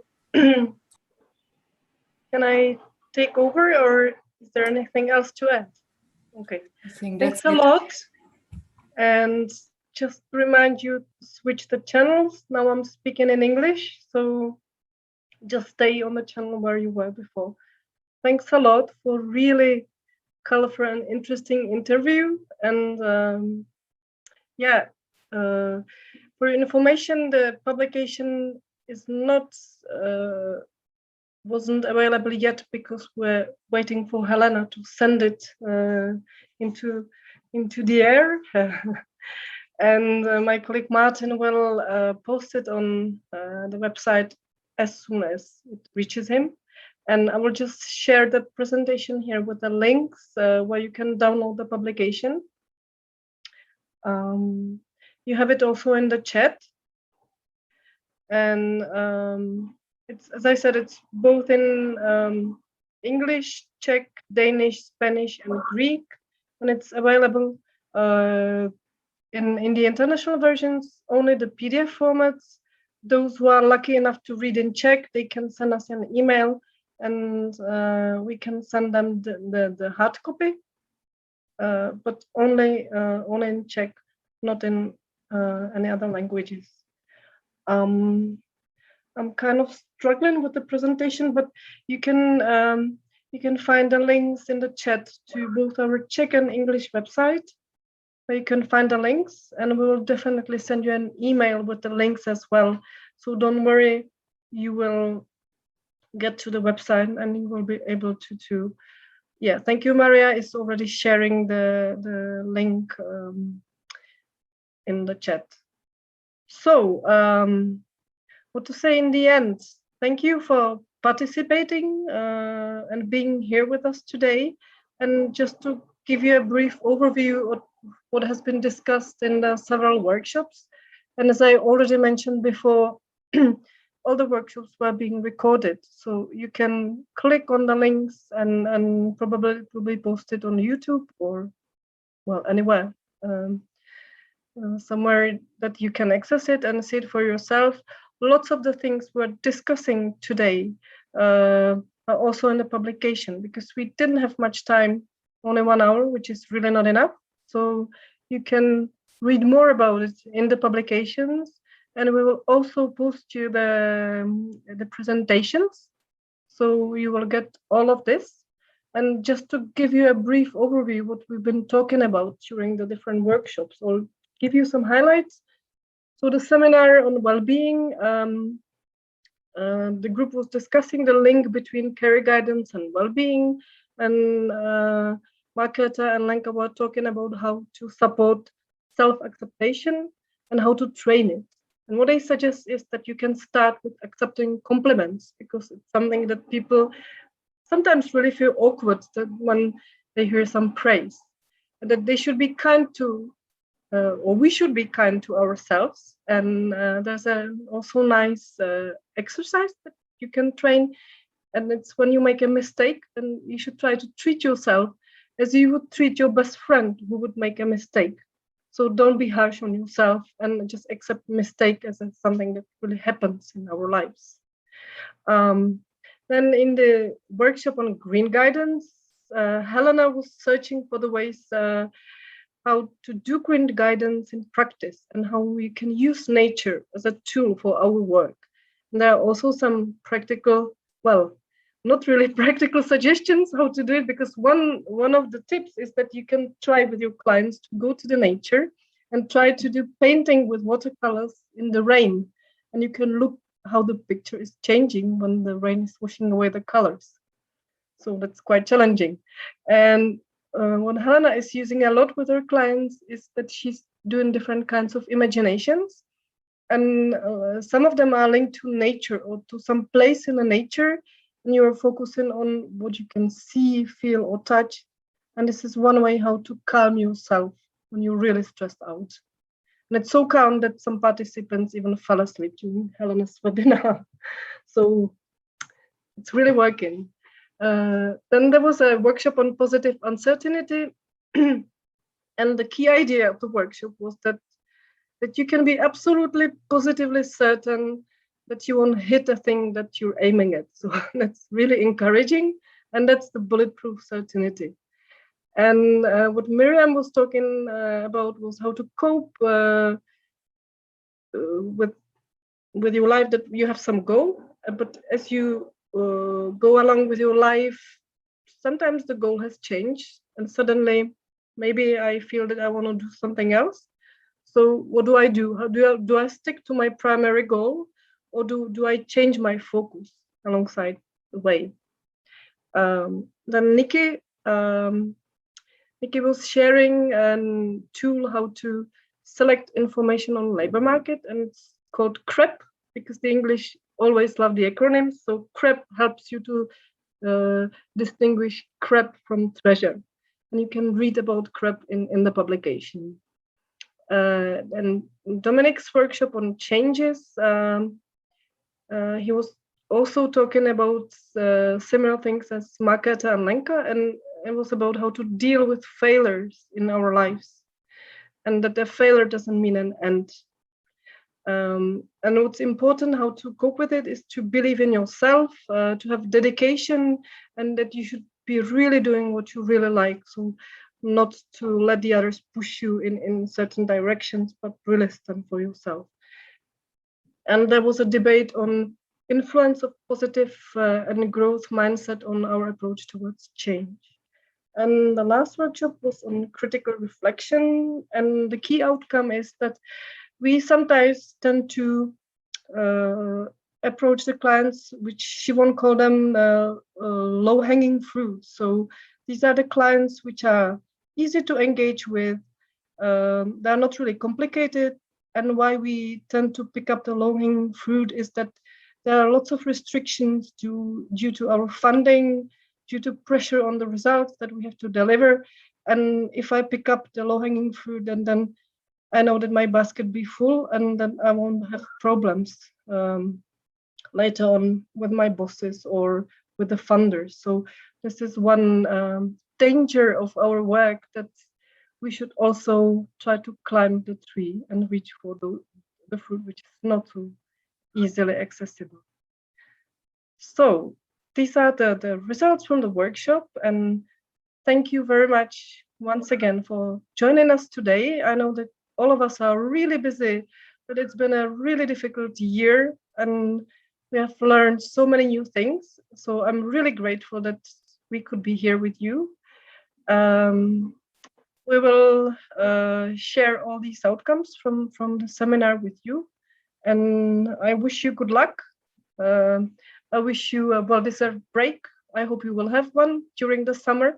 And those of you who still are not tired and who are willing to debate with the lecturers or the speakers, as I announced before, there's a space right now for, let's say, 20 minutes that you can either ask questions in the Slido, or you can post them in the chat, and we'll stay here for a couple of more minutes so we can have some live interaction, as live as possible in the online space, and we can answer some of your questions. So those of you who want to stay will be happy to talk a bit more and to talk in more details about some issues that we didn't have time to. So those who have to leave, I wish you a nice day, and it was my pleasure to host this event. So hello, Miri. Nice to see you here. And I have a question there. Somebody posted in the Slido. And the question is, and I'm going to ask it also to Nikki and Shimon if she's there. What is your opinion on using various online tools and websites in online career guidance? I think it's one of the biggest assets, like sharing screen pictures, showing sites. So what were the highlights for you in online work, in online career guidance? Can I start? Yes, please. Yes. Well, actually, to begin with, when I started working with guidance online, of course, the guidance I do online is mainly connected to career guidance training, but still, there's the similarities are there to every career guidance setting. What I found was that to begin with, that people they tend to they're a bit scared of performing in this new environment. But as soon as you create a secure environment, it's a very democratic way I've discovered of working. It's very easy to assign people a role of speaking, for instance, in a group guidance situation, and people there, because you're not able to interrupt each other. It's a much easier way to democratize the ways of speaking together and discussing in a room. So that was actually a very positive output for me, which actually has given me inspiration to continue working blended with my group guidance connected to teacher career guidance teaching. Thank you, Mary. And the same question to you, Nikki. If you look on the technical aspects and different tools, so what's been useful for you? Well, I mean, I'm not involved in the same way that Miriam isn't in delivering personal guidance. I teach careers advisors and career development practitioners through a number of courses. And I think one of the actual standout moments for me this year was when I was observing some students who had to create some kind of labour market artifact. And they had to then present that and critique why they'd chosen those kind of routes. And in the past, there would have been posters, maybe PowerPoint presentations. But this year, we'd got wonderful apps being used, infographics, all sorts of things which really surpassed my expectations. They were brilliant. And it made me reflect on the fact that people have been really challenged this year. You know, digital technology wasn't people's first port of choice at the start of the pandemic, but they've really embraced it and they've discovered new things to use and new ways of working with clients, which I think can only benefit their clients, themselves, and the whole sector, international sector, you know, because this is so important that we embrace new ways and that we lose the shackles of underconfidence and really start to trial things. And I think one of the big things for me has been the internationalization of these conversations. So this is brilliant today that we're all able to share this across borders and that technology's helped us to do that. So, you know, again, fantastic. Thank you, Nikki. And Helena, I'll ask you the same question. I think for me the biggest challenge in this environment was how to include interactivity into this virtual environment, because I really love to, when I can work with clients, like interactive, to discuss in groups or to touch things. So for me, it was great when I realized that I can work in groups, or they can work in groups in Zoom, for example, and that it really works. It was really great for me. And I also try to use the things they have at home. I mean, if you can't reach the people, if you can't give them, for example, some tools or things to touch, like objects. I ask them to pick something they have at home, like glass or flower or anything that is on your table. And I take these objects into the process. So this is what I try, is to combine the virtual world with the real one. Thanks. Marketa, I've been teaching a course that you were teaching before, and I noticed that you really favor using lots of different applications while teaching online. So I would like to ask you, how did it work for you, like switching from Zoom to Jamboard and Slido, and how was it challenging for the participants, and how was it for you? And what exactly could you tell the others? What applications did you use apart from Zoom?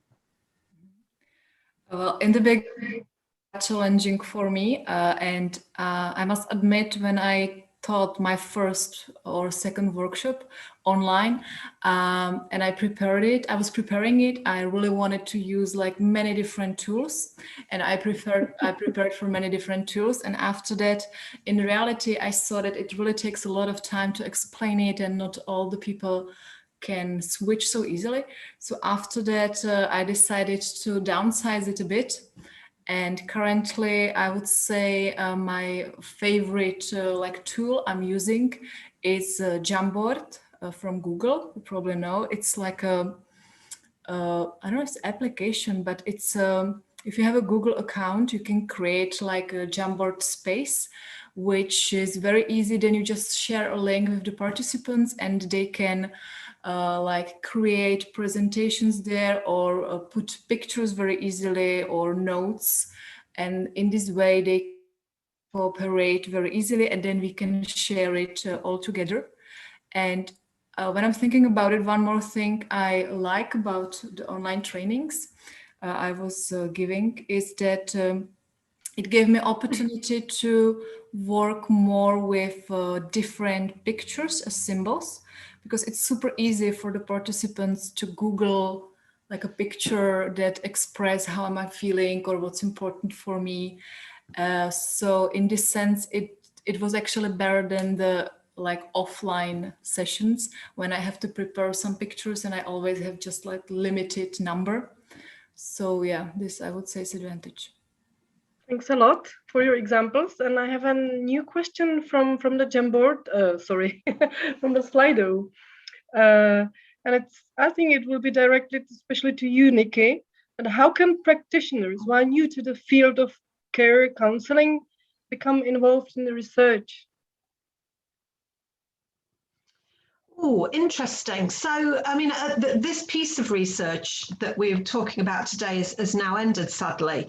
But there are plenty of opportunities to do that. And I mean, the organisation that I work for, the International Centre for Guidance Studies at the University of Derby, is always getting involved in different types of research. So you need to let us know if you're the sort of person that would be interested in participating, so that we can reach out. Sadly for us in the UK, our ability to get involved in Erasmus Plus projects has now come to an end. And so I won't be able to talk of any future Erasmus projects, but I'm sure I know that colleagues at EKS are striving for more EU-funded activities, and so there will be opportunities for you to get involved in those projects as well. But yeah, I mean, the other thing that I would suggest that you do, if you're UK-based, the Career Development Institute is very keen on encouraging practitioner researchers, and we do run an annual conference for individuals to come together and talk about developing their research skills. So,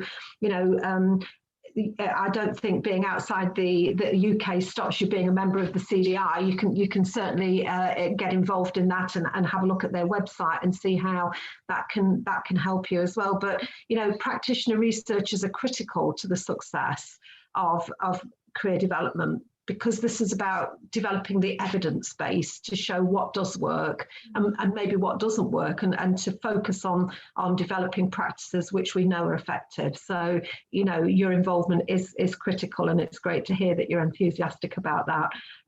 But I can't give you any specific examples of research that you can get involved in at the moment, but there will be plenty coming up. Thank you.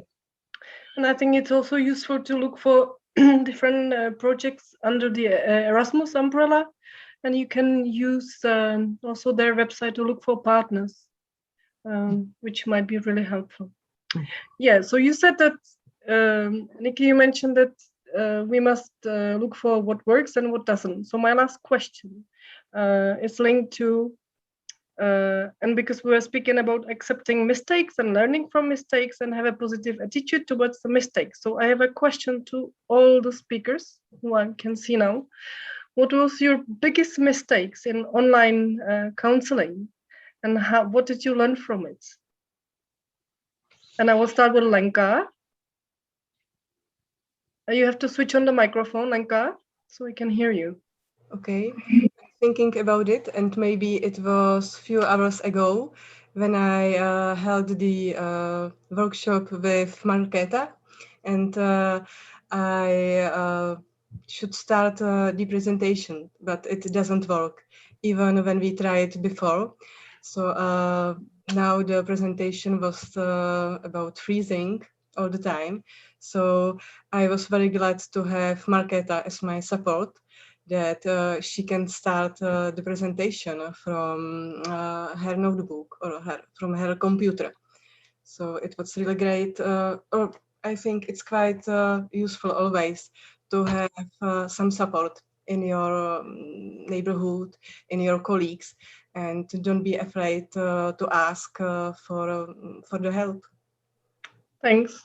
And I have to admit that Lenka has a bad mojo on online applications. So she always curses us and something just doesn't work. So today was not the exception. Thanks. And this happens quite often, that something just doesn't work. What was your case, Nikki? What was your biggest mistake? I'm trying to think. I've made plenty. So I think my biggest mistake was trying to take something that we've done in the past and replicate it directly into a digital environment, and it doesn't always work. So sometimes you have to be creative about that. And an example really for me was one of the activities we always do with any students on a program is get them to draw a picture of the meaning of the word career.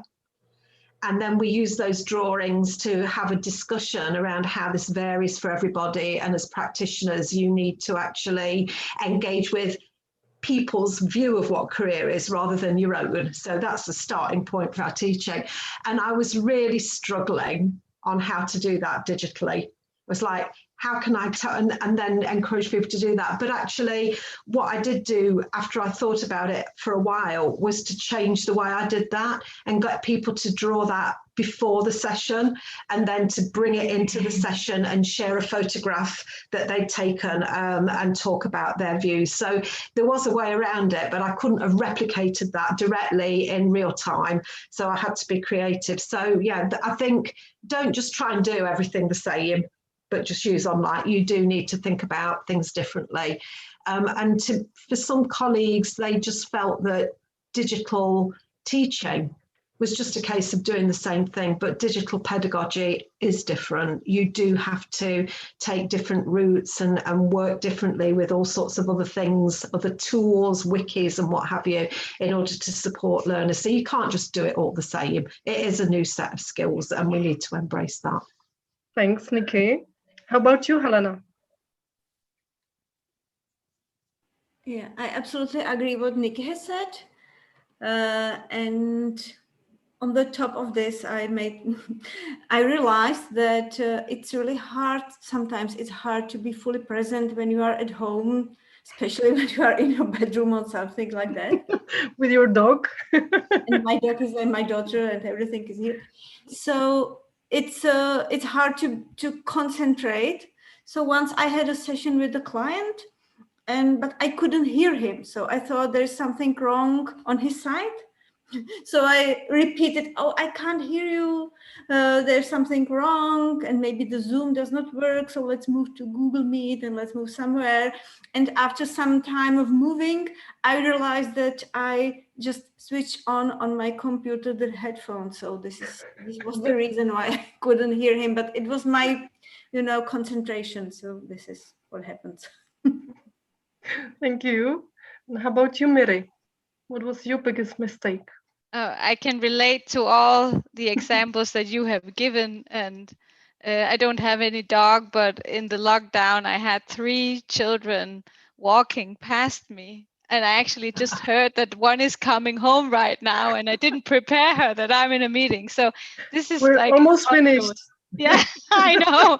You can come in now, because I didn't design my office for having all my family being at home while I was working. So, but I can really relate to your point, Nikki, that like you want to at first you want to sort of adapt the things you do, the didactics you normally do when you're teaching and when you're counseling. You just want to adapt them directly to the online teaching room, and it's the same thing. Like I always start my teaching sessions or counseling sessions with just letting the floor be open to comments. And when you start with that in an online session, okay, now we're open for comments, you can be absolutely positively certain that no one will say anything. And this is a really bad start, and it doesn't really make a very secure environment, because it just makes people feel even more insecure and uncomfortable. And I taught a class, and this was also one of my first classes I taught online. And many of the students, they didn't want to switch on their cameras because they felt insecure. And I was a little afraid to sort of, put my foot down and say, switch on your cameras. But in the end, I started every seminar going, please switch on your cameras, please switch on your cameras, because it's a way of sort of setting the role and also setting your own authority. Like here we have a room where everyone is participating, and I expect you to participate, and I want to see your faces. And this is just important to make a secure environment, because the people who are turning on their cameras and they're looking at those little black screens, they will feel exposed and insecure, because what is behind those little black screens. So but this took me a while also to put my foot down and insist on that these things I just needed to change to work in the online teaching room. So Thanks. And how about your confession, Margarethe?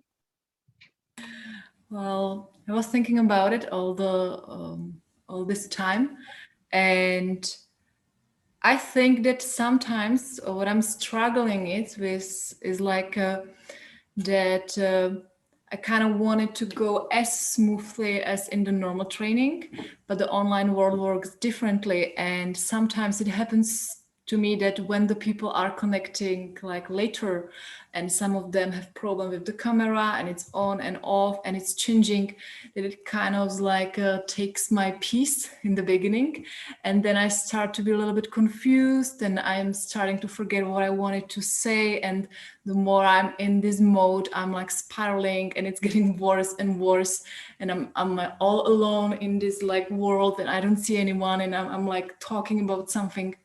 So in these situations, I'm learning to kind of center myself again and come back to myself and try to be a little bit more kind to myself, in a sense that, okay, it could happen. It's like nothing I can do about it. And maybe what works for me is to even like be open about it. Don't try to hide it. Don't try to like be perfect, but just say like, well, okay, well now I'm a little bit lost and I don't know what's happening and I can't see you guys, and like let's restart, let's start afresh. So that's my experience. Thanks. And our only male lecturer today, Dominic. So you have the last word today. Yeah, thank you for it. And I agree with the others' opinion. And I think that my biggest mistake happened in the very beginning of the online guidance or e-guidance, where it started.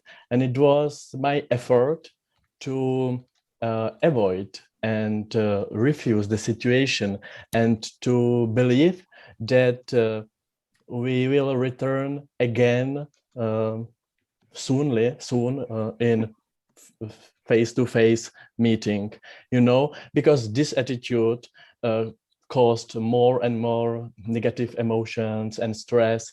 And it's again about accepting the uncertainty and dealing with change, and to know that it can bring something good for us. Thanks. Thank you. Thanks to all of you to sharing this practical, funny information. And the conclusion is that we have to admit that we're not perfect, especially in the online environment. There's 100% certainty that something will just definitely not work. And as Marketa said, we just it's good not to pretend that I'm perfect and just admit the mistake or whatever doesn't work, and also to treat it differently than like a normal face-to-face work, because it's got different dynamics. It's more challenging. It's hard to concentrate, so you just cannot flip without any further thinking into the online and then expect it to work. So thanks a lot for staying here with us. And we should be really kind to ourselves and let us enjoy our lunch now, because it's really, it's quite late. And it's been a great pleasure to see you, at least via screen and online. And I wish you luck. I wish you that your work will turn to normal. And I'm really sorry we couldn't meet face to face, and we'll be trying to organize at least the final meeting in Prague so we could meet with our Erasmus team. Thanks everybody again for your participation today. And as I mentioned many times, we will find all the outcomes of the seminar and the publication, the presentation, and the videos on our website, or we will email it to you. Good luck everybody. Stay strong and take care, and have a really wonderful leisure summer. Goodbye.